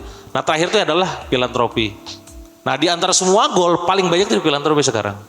Nah, muncullah sekarang DB Foundation kan, muncullah sekarang Luar biasa, tepuk tangan dong. Muslimin Club. Iya. Muncullah sekarang budget yang saya siapkan untuk ke situ. Jadi kalau dulu punya duit itu pengennya tuh adalah dikonversi untuk jadi sesuatu yang memang dimiliki sendiri, untuk hak milik, sekarang jadinya hak pakai saja cukup gitu. Jadi ya udahlah, sikat-sikat lewatin. Nah momen itu fasenya adalah fase sakit. Momen yang sering saya ceritakan juga pada satu workshop biasanya ketika saya ruangan ICU terpapar, gak inget apa-apa, satu-satunya yang inget itu adalah tadi bekal buat kematian gitu. Nah disitulah akhirnya yaudahlah saatnya kita fokus pada warisan yang bisa ditinggalkan, yuk perbanyak itu. Gitu. Masya Allah, tepuk tangan dong untuk Kang Haji Dewa. Masya Allah, Kang Haji ini teman-teman juga mau tahu nih sebetulnya. Kang Haji ini kan 60 brand, terus masih sempet olahraga, masih sempet sekarang ada lebih fokus lagi prioritas keluarga, terus sekarang ada lagi DP Foundation. Gimana Kang ngatur waktunya? Kan ini teman-teman Kang pengen tahu Kang, silakan Kang. Ya kuncinya sih manajemen dirinya ya, bukan manajemen waktu sih, karena waktu itu kan di luar ya. Kita tuh yang penting ngatur diri. Kayak kemarin pada saat malam kita kajian bareng Bang En dan juga Ustadz Jubenri, bukan tidak ada waktu, bukan sibuk tapi tidak dianggap penting. Nah maka mulai dari sekarang tulislah aktivitas apa saja yang menurut kita tuh penting buat kehidupan. Ditulis ya. Itu tuh. Yang penting. Oh apa tuh prioritasnya, seandainya ada 5 hal dalam kehidupan apa tuh? Tek gitu kan. Oh ini misalkan kalau tadi kita belajar dari Paragon yang nomor satunya kan faith itu ya, tentang bagaimana keimanan religion itu kan, spiritual ketuhanan itu. Oh itu nomor 1 tuh, nomor 2-nya family misalkan. Ketiga misalkan growth, pertumbuhan. Keempat, nah itu dibikin dulu listingnya. Nanti kita petakan kira-kira dalam kehidupan itu apa aja aktivitas itu gitu. Nah itu dipetakan. Nah saya biasanya sudah memetakan itu dalam sebulan itu. Oh gua ini yang penting satu ini gitu ya. Spiritual tuh udah pasti nomor 1 tuh ya. Nah maka diagendakan dalam 30 hari sebulan apa aja tuh. Dan biasanya nggak masuk kalender. Karena kan ya kayak tadi misalkan kayak Kang Catur bilang alamat surut pagi, hafalan apa segala macam itu udah jadi daily lah gitu. Nah cuman yang harus ditargetkan tuh di family di bagian nomor 2. Nah family apa? Saya nanya ke istri bulan ini mau kemana aja, mau apain aja apa aja. Itu langsung tuh dicantum-cantumin tanggal-tanggalnya. Nah baru yang ketiga baru tuh ngomongin sisanya tuh ngomongin bisnis. Nah bisnis apa? Sebelum ke situ malah tadi poin yang sebelum religion tuh bagian tentang dakwah. Kayak saya misalkan kayak halakoh, liko itu kan juga saya sempatkan tuh. Jadi bukan berarti gak dakwah tuh saya sempatkan, niatin gitu. Niat dari Jakarta ke Bandung ke Jakarta, niat di Bandung juga tiap minggu rutin gitu. Nah udah keisi semua yang penting-penting, justru bisnis itu nomor terakhir. Itu yang orang kadang gak paham. Kiranya sekarang dewa itu bisnis mulu gitu. Iya, 60 brand. Iya makanya bisnis saya simpan di akhir. Nah bagaimana cara ngatur waktunya? Biasanya lagi-lagi kalau cara main kita kan berpartner secara rata-rata ya. Saya punya keyakinan bahwa bisnis itu ya kalau memang pengen cepet berpartner aja supaya cepet gitu kan. Nah partner inilah yang perlu kita coba ajak diskusi, berbagi peran lah posisinya. Oh ini jagonya di bagian ini, sok ambil peran di bagian itu, sok bantu kita sama-sama kembangkan. Intinya sih dengan berpartner itulah ini kita bisa tumbuhkan bareng-bareng gitu. Itu sih. Masya Allah, tepuk tangan dong. Masya Allah untuk Kang Haji Dewa. Luar biasa Kang Haji. Kang Haji ini ada diajak juga istri tercinta. Hari ini melihat situasi yang tadi prioritas keluarga, apa yang ingin Kang Haji bayangkan ke depan untuk fokus prioritas terhadap keluarga. Silakan Kang. Ya. Belajar ngomongin tentang keluarga ya. Saya banyak belajar tentang definisi parenting itu sendiri gitu ya. Parenting itu adalah tentang kita sebagai orang tua gitu, parent kan. Makanya namanya parenting, bukan childering gitu ya. Banyak orang mengira parenting itu tentang anak. Lupa dia mengoreksi tentang dirinya sendiri, hubungannya dengan pasangan dan hubungan dengan orang tuanya. Makanya kan kemarin kita belajar Ustadz Benri dan juga Bang En tentang itu kan. Nah maka goal kita, saya dan istri itu ke depannya adalah bagaimana kita memperbaiki hubungan kualitas suami istri nih. Sebaik mungkin, seharmonis mungkin gitu ya. Kalau kemarin istri selama perjalanan itu cerita, sekarang ayah bunda punya lagi temen, punya lagi sahabat gitu ya. Karena dulu saya jarang guyon, yang ketawa. Itu tadi kata Sri bilang, ke orang lain bisa senyum, ke adik sendiri gak bisa gitu. Ini sama saya juga dulu gitu. Nah sekarang tuh udah bisa guyon kan, bercanda apa segala macam. Nah nextnya ketika ini hubungan baik, maka ke anak bakal ke bawah dampaknya gitu. Nah maka sekali lagi, kenapa juga saya komitmenkan dalam setiap pekan itu untuk terus belajar lagi adalah dalam rangka untuk memperbaiki kualitas hubungan ini. Ya harapannya ke depannya sih kita hubungan baik sama orang tua baik, ke anaknya tadi. Jangan sampai aset kita yang sesungguhnya itu justru yang nggak ada tuh. Ya, saya punya karyawan kalau di total sekarang mungkin 1.000 juga ada kalau di total ya. Total semua pasukan saya 65.000 lebih, hampir 70.000, 80.000. Sampai ada karyawan yang berkunjung nggak kenal, yang nggak tahu itu karyawan saya. Luar biasa. Bang En. Iya. Kang tahu gak sih ini nggak tahu. Nggak tahu, padahal karyawan sendiri loh. Luar biasa. Iya, maksudnya tuh karyawan saya banyak, pasukan banyak gitu ya. Bisa dikatakan juga tim juga leader-leader banyak gitu ya. Betul. Yang mulai dari dulunya dalam tanda kutip dulunya itu bukan siapa-siapa, tidak dianggap, sekarang jadi sosok luar biasa juga banyak yang kayak begitu. Betul. Dulunya punya masalah, sekarang selesai, alhamdulillah ada. Alhamdulillah banyak. ada juga ya. Banyak gitu. Termasuk yang di depan ini. Oh iya, gak usah curhat. Iya. Masya Allah. Memang spesialis penampungan. Orang-orang bermasalah. Penampung. Nah tapi jangan sampai malah justru generasi kita yang sesungguhnya anak-anak kita malah nggak dibentuk, juga dalam arti ya nggak dipersiapkan. Siap. Masya Allah. Tepuk tangan dong untuk Kang Haji Dewa Ika Prayoga. Masya Allah. Ini menarik Bapak Ibu semua. DEP Foundation. Kan wah Dewa Ika Prayoga Foundation. Emang mau namanya jadi itu? Enggak juga. Ayo, Apa yang melatar belakangi dan apa harapan Kang Dewa Ika terhadap legacy tadi dan ya, filantropi? kalau saya mementingkan diri sendiri mungkin posisinya saya nggak akan mau ya. Risiko terbesar itu saya. Oh iya nama sendiri. Iya, Mas betul. Harman cerita kemarin pada saat di Bandung. Kang kenapa mau Kang diambil sama namanya sama Kang Randy? Iya benar. Ya, kenapa mau? Kenapa sok giliran sekarang nanti ada masalah yang kena kan DWK Prayoga. Gue mati gak kira-kira? Ayo, kan jadi isu kan. Bener. Maksudnya tuh itu akan jadi masalah besar. Tapi lagi-lagi di sini tadi yang Kang Randy bilang, disinilah saya belajar nurunin ego saya. Saya tidak suka berkomunitas. Saya tidak suka ngumpul-ngumpul kayak begini. Saya tidak suka yang namanya berhubungan dengan tatap, ketemu ngobrol apa ngalor ngidul gak jelas, itu saya nggak suka. Ya, gak jelas. Tapi kalau kita melakukan apa yang kita suka doang, kayaknya kita egois gitu. Sementara Allah sudah kasih nih, sudah kasih harta, sudah kasih network gitu kan, sudah kasih banyak nih, masa dianggurin gitu.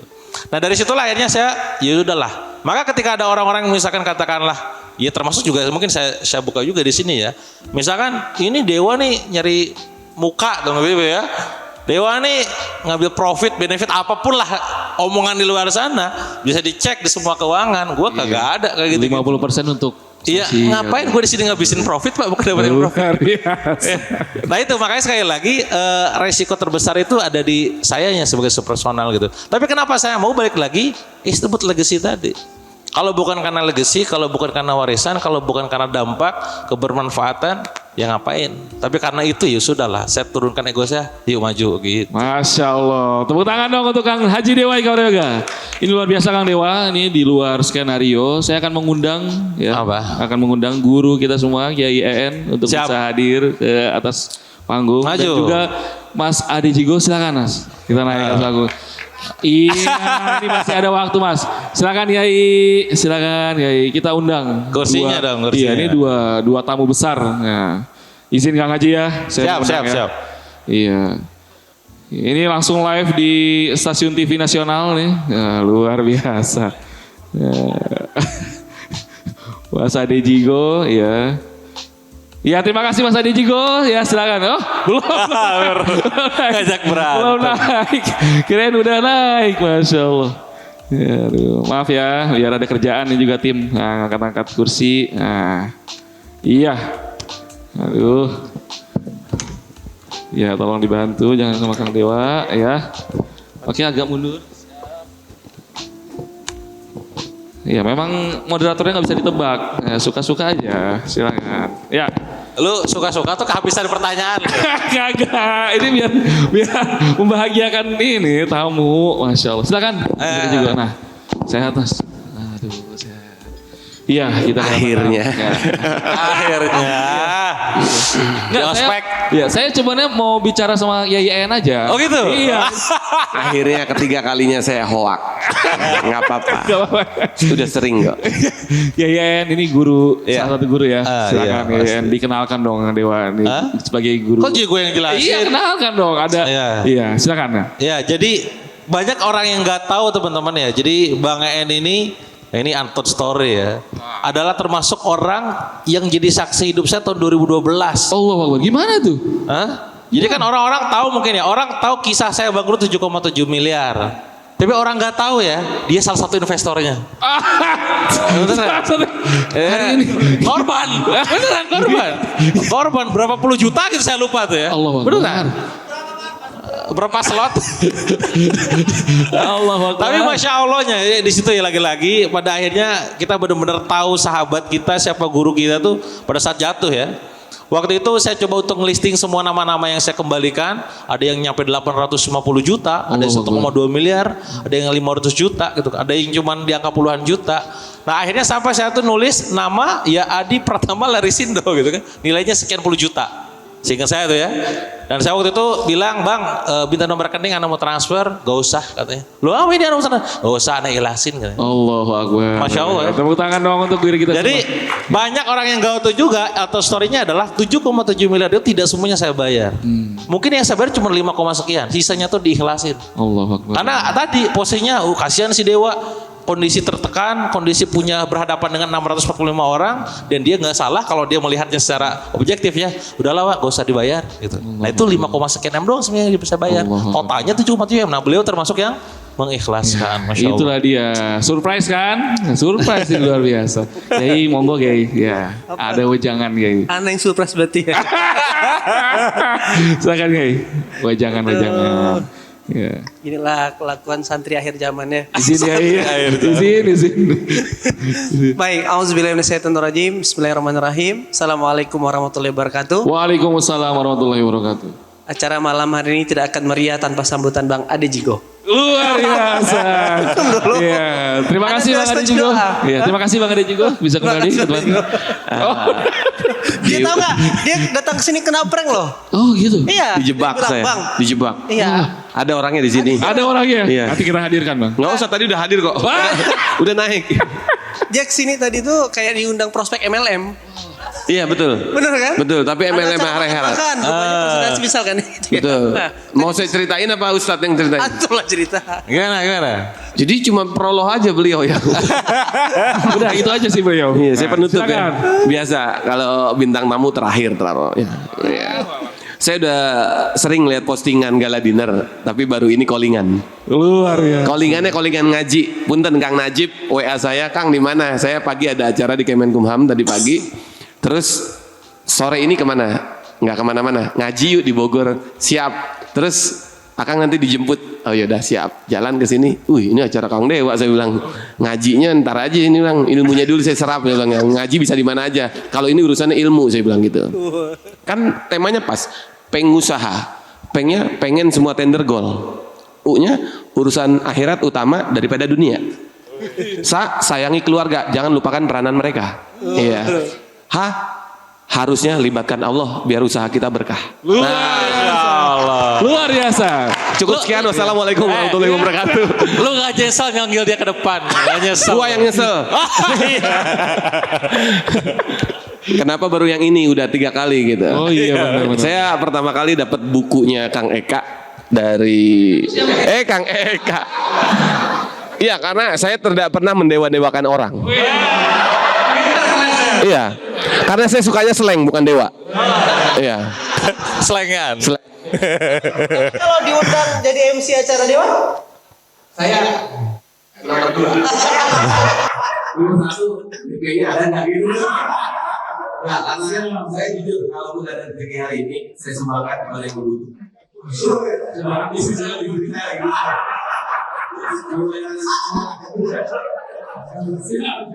Kalau urusan kumpul sama orang boleh, biasanya saya cuma sebagai MC, tapi sebagai hari ini saya nggak tahu statusnya apa. Tapi kita bagi dulu. Bisa bagi dua. Emang antum dibayar? Pahalanya bagi dua.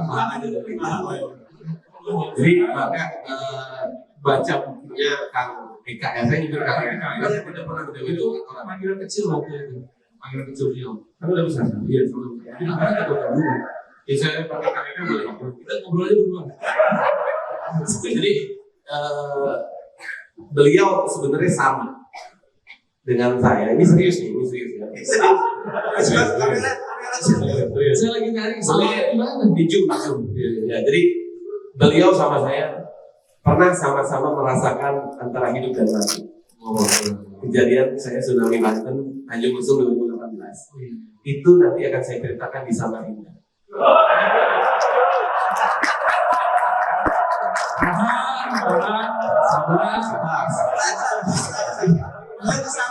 Enggak, saya juga sering diundang sama Kak Ana, Bunda Ana, ke Balikpapan, ke Jogja, Purwokerto. Cuma kok Ustadz Randy nggak pernah undang. Itu Ustadz Randy? Iya, bukan sudah sering undang. Karena yang pegang ATM udah ada. Sebenarnya sih nggak nanyain ATM, saya lebih nanya isinya. Ya coba, jangan ada masalah sama Ustadz Randy.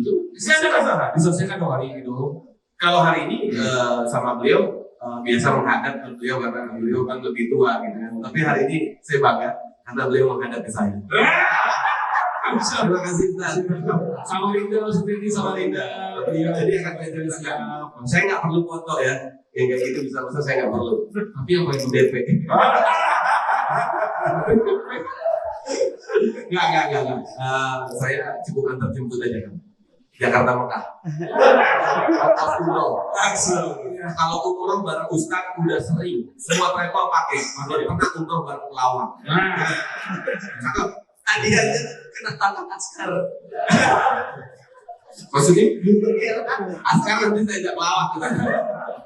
Mas tadi udah serius loh Mas. Gimana tadi momen-momen tadi antara hibu dan mati? Coba dong. Aku kan Samarinda teman-teman nggak ketemu. Nanti kalau saya bikin DP itu. cerita. Iya Mas. Saya udah. Iya kalau saya pakai buku nih, bayarnya gede. Buku nih, bayarnya saya nggak bayar gede. Nggak perlu. Jadi gimana kalau itu? Saya di home 3 kali. Jadi, mungkin banyak yang tahu ya kejadian tsunami Tanjung Lesung. Kalau saya paling yakin ya, insya Allah yakin masuk surga. Karena saya ada orang dalam, almarhum istri saya udah masuk surga, sama sahabat saya Aji. Insya Allah saya masuk surga, karena ada orang dalam dulu.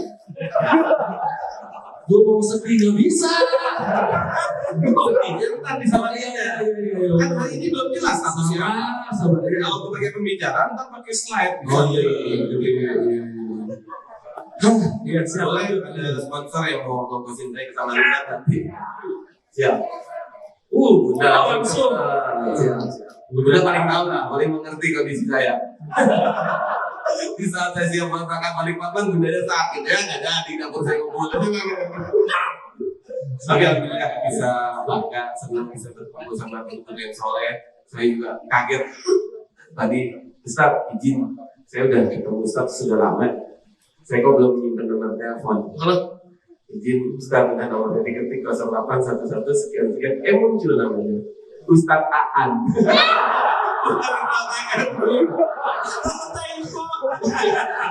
Alhamdulillah hari ini kita bersama Kang Eka. Tapi saya bilang, Ustaz itu kan sekian detik. Saya bilang, saya itu orang Sunda. jadi harus pakai huruf A. Kalau huruf Jakarta pakai E. Sudah A. Dan izin mentor.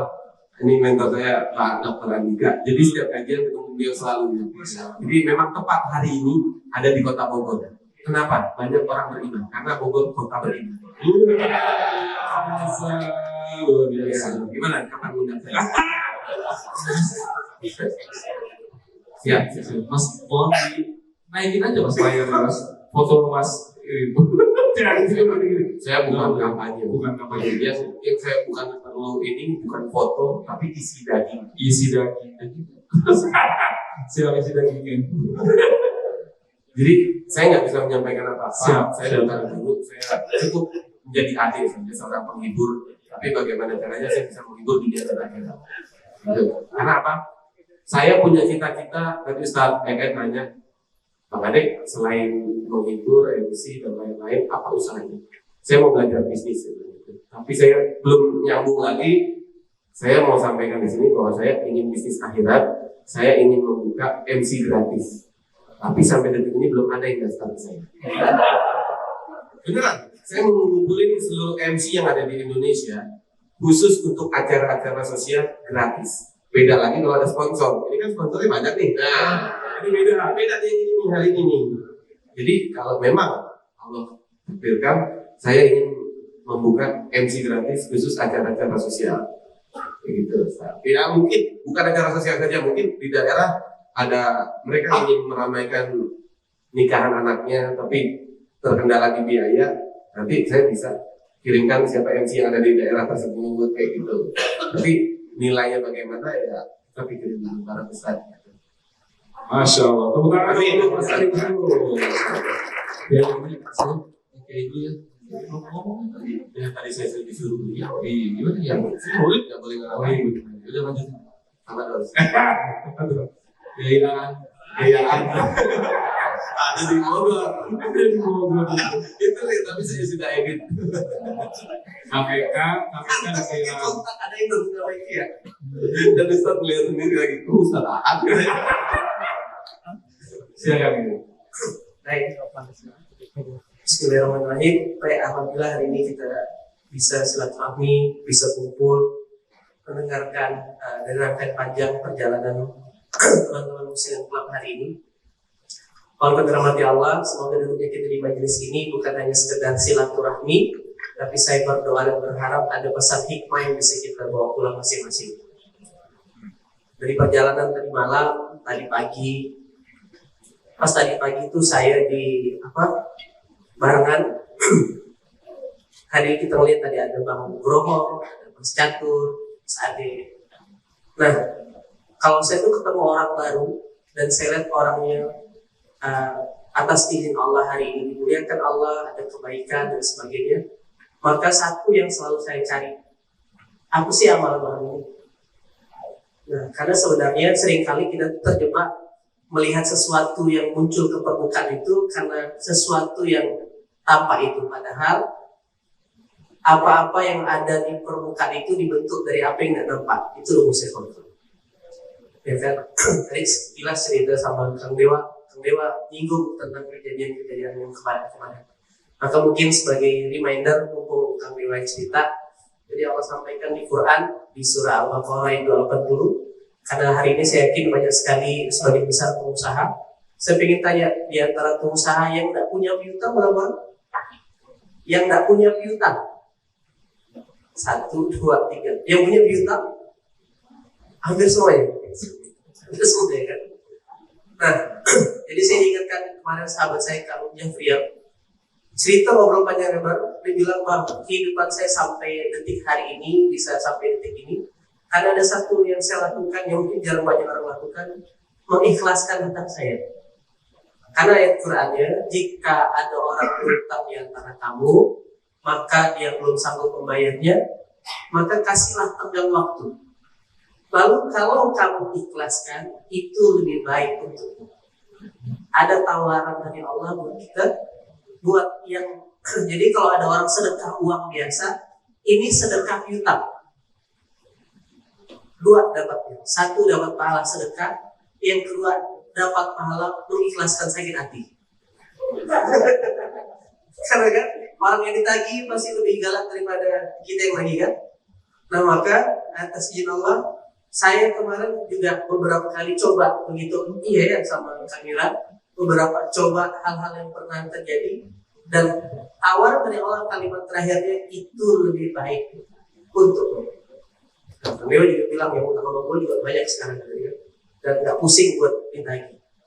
Nah coba maksud saya itu rugi kalau setiap hari usia nambah, kebaikan nambah, tapi kalau kita tuh tidak menambah amal soleh yang baru. Maka tadi saya bilang sama teman-teman, amal soleh yang sama akan menghasilkan pertolongan yang sama, menambah amal soleh akan menghasilkan tambahan pertolongan. Nah, jadi kalau besok kita udah kumpul hari ini tapi tak menghasilkan sebuah karya atau tindakan, itu namanya gerombolan. Tapi kalau kita keluar dari ruangan ini, ada satu lagi insight, ada lagi satu ide, dan ide itu memang ada perintah Allah di Quran, itulah kebaikan. Jadi setiap saya datang ke musim klub, itu yang saya modeling. Karena tidak mungkin orang ini muncul ke permukaan tanpa ada sesuatu sebab dan musabab. Kalau hanya bicara strategis dan teknis, itu sudah selesai, hampir semuanya punya strategis. Tapi sebenarnya yang menentukan rezeki mereka adalah, decision maker-nya adalah ketika mereka menjalankan apa yang Tuhan perintahkan, karena itulah yang menjadi wasilah mereka mendapatkan satu fasilitas dari Allah, yaitu muflihun, keberuntungan. Nah, maka tadi saya ngobrolkan tentang sholat maghrib sama beberapa kawan-kawan. Kan semuanya saya bilang sama ada Bang Hakim, ada Septa Ibra, keluarga besar Muslim Club itu garis benang merahnya punya satu genre, yaitu semuanya sedang berbagi. Dan insya Allah balasan berbagi itu udah jelas. Ada banyak, satu-satunya ayat Quran yang Allah kasih offering untuk berbagi. Satu, kenapa alasannya bersedekah? Karena sedekah jawab balasannya jelas di Al-Baqarah ayat 261, 700 kali lipat. Yang kedua, kenapa bersedekah? Karena bersedekah adalah amalan yang diminta oleh orang yang sudah mati dalam kuburan. Surah Al-Munafiqun ayat 10. Kenapa bersedekah? Nah, ini mahal yang ketiga. Jalan untuk dekat dengan Allah dan dapat doa Rasulullah. Surah At-Taubah ayat 99. Kalau dapat doanya kiai, dapat doanya ustadz, itu aja udah hebat. Ini yang doain Rasulullah. Oke, itu kenapa bersedekah. Yang keempat, kenapa bersedekah? Karena bersedekah itu, kayak gue dari kawan-kawan semuanya, tidak pernah mendahului bala. Satu ketika ada kisah menarik, ada seorang pengusaha di Malaysia. Beliau dalam perjalanan naik mobil kencang banget. Mobilnya tuh akhirnya tiba-tiba tabrakan, jatuh dan membuat beliau akhirnya harus dirawat di rumah sakit dan koma. Ternyata didiagnosa tulang rusuknya banyak patahnya. Oke. Dalam perjalanan komanya, antara sadar dan tidak sadar, ada seperti sosok makhluk yang menyampaikan, besok ba'da zuhur, waktu batas terakhir kamu hidup. Dan kecuali kalau ada yang mendoakanmu dengan ikhlas.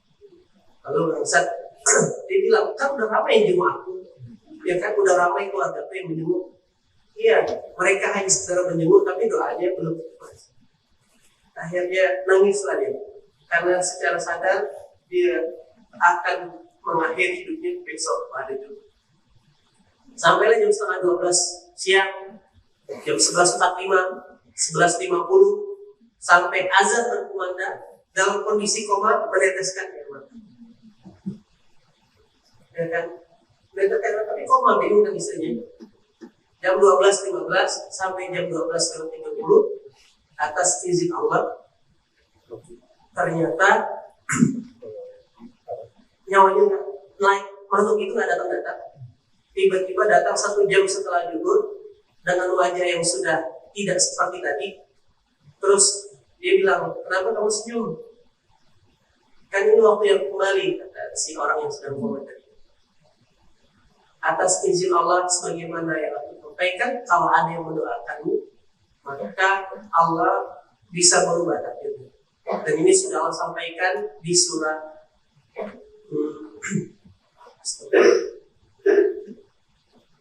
surah Ar-Ra'd, surah 13 ayat ke-39. Boleh kau punya Quran? Surah 13 ayat ke-39. Allah bisa menghapus apa yang sudah ditetapkan dan menetapkan apa yang Allah inginkan, dan hanya di sisi Allah lau mahfuz. Jadi Allah mengganti skenario kehidupan kita tuh semudah coret-coret kertas kita di depan ayat. Itu ayat kalian ya, surah 13 ayat 39. Oke. Akhirnya atas izin Allah ternyata makhluk yang tadi bilang mau mencabut nyawa ini bilang kayak gini.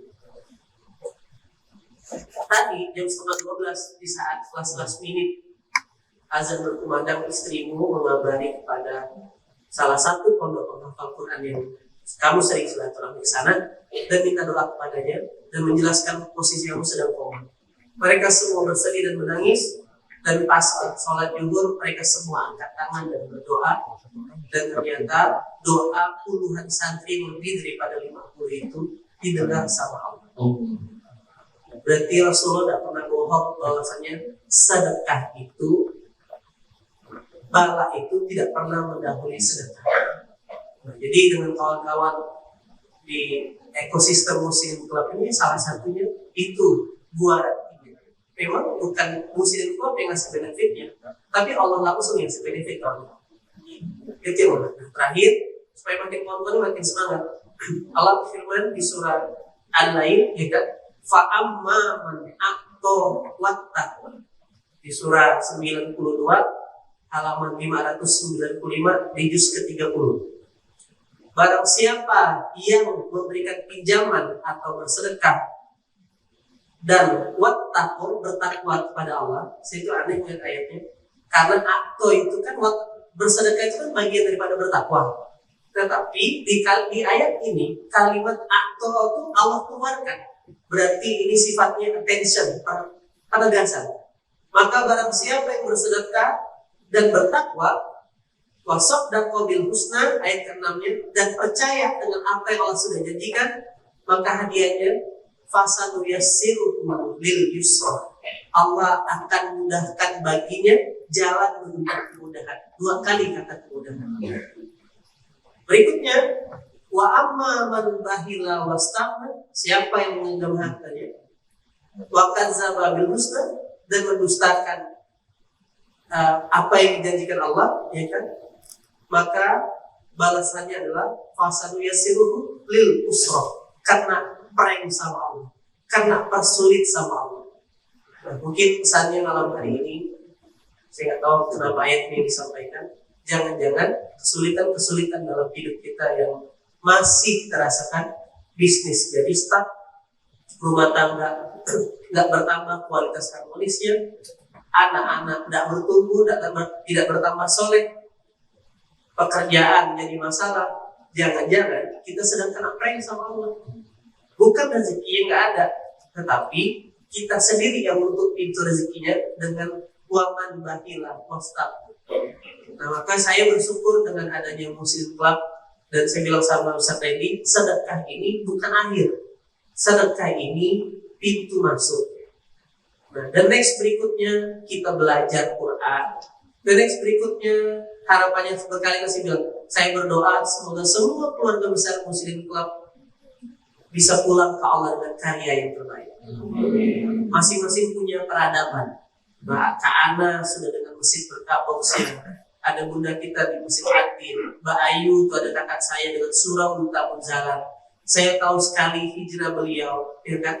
Pernah tinggal di basement ruko, begitu memutuskan dunia dan sebagainya, bangkit lagi. Allah izinkan sekarang bangun peradaban pelan-pelan menghidupi kampung-kampung di tempat tinggalnya. Mas Ferry sekarang dengan Quranic Ocean View, ya kan? Mas Catur juga. Nah, ini rasa-rasanya harus jadi juga DNA dan kesamaan culture daripada seluruh keluarga besar Muslim Club. Ya kan? Kenapa? Karena ada ayat Allah di Quran di surah Ali Imran ayat 142, am hasibtum an tadkhulul jannah, apakah kamu kira kamu akan masuk surga, kata Allah, sementara belum nyata kita jihad di jalan Allah. Ya kan? Maka sedekah itu bukan ujung jihad, kan jihad fisabilillah bi amwal. Jihad dengan harta. Berarti itu baru komponen. Nah, banyak tantangan atau jebakan buat pengusaha, dia lupa dengan anfusnya, dengan jiwanya yang juga harus terlibat dalam jihad itu. Ya, Dokter Andika meninggalkan profesi dokternya untuk urus masjid. Benar tidak?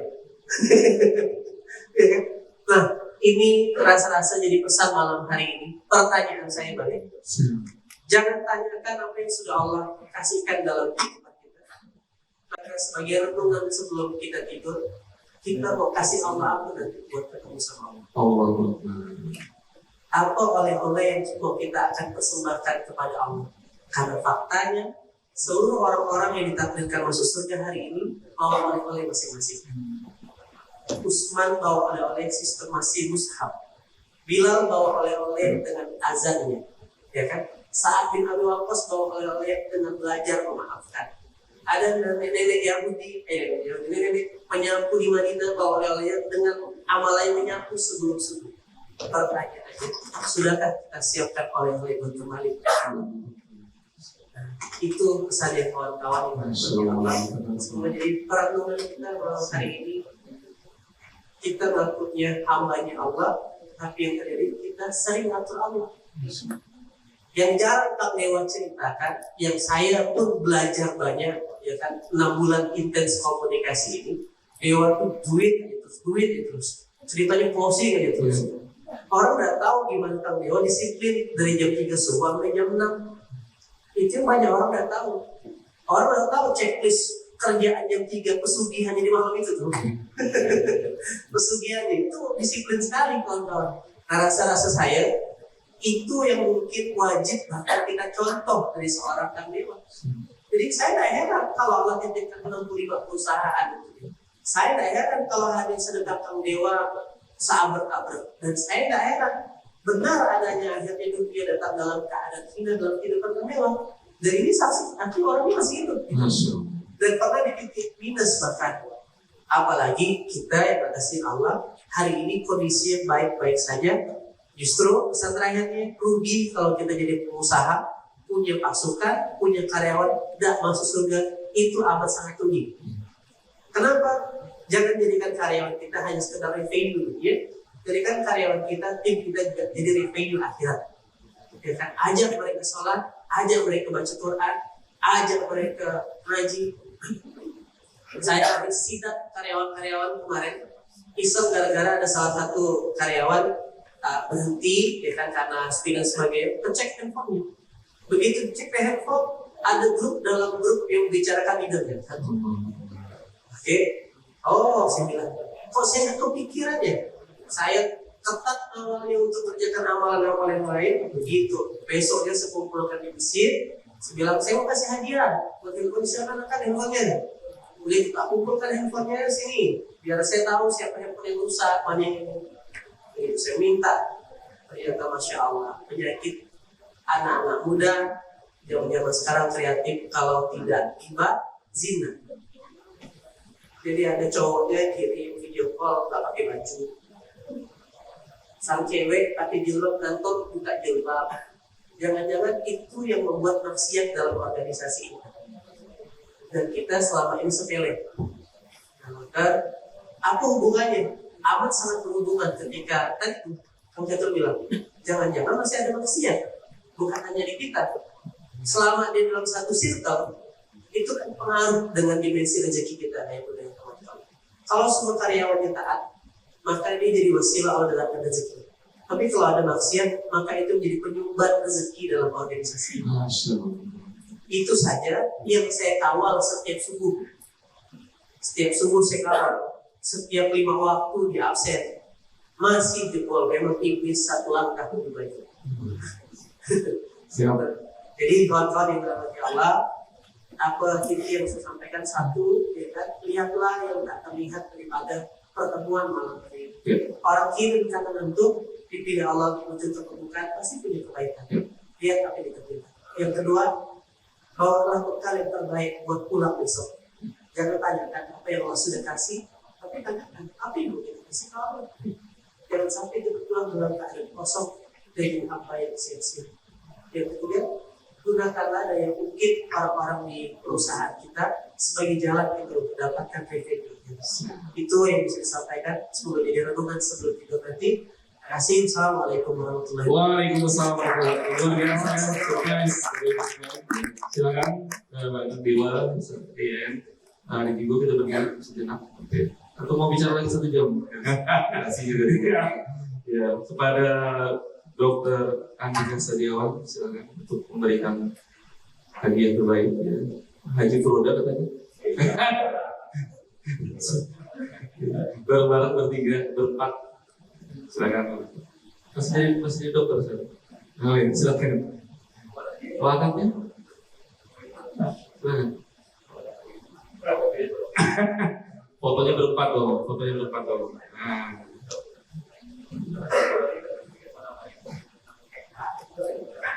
Apa? Jadi akan. Ayo, di foto berempat ya. Ya, sip.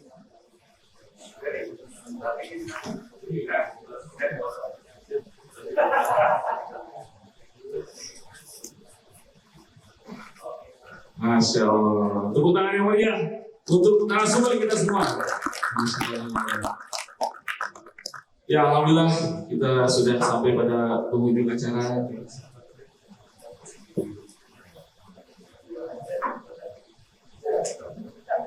Siap, berkah. Berkah. Alhamdulillah. Ya, alhamdulillah pada malam hari ini saya selaku moderator mohon maaf apabila banyak kekurangan dalam membersamai Bapak Ibu semua. Izin saya undur diri untuk dilanjutkan kepada MC saya Hasan Nasruddin. Terima kasih dan bertemu lagi di Galeri keempat. Wassalamualaikum warahmatullahi wabarakatuh.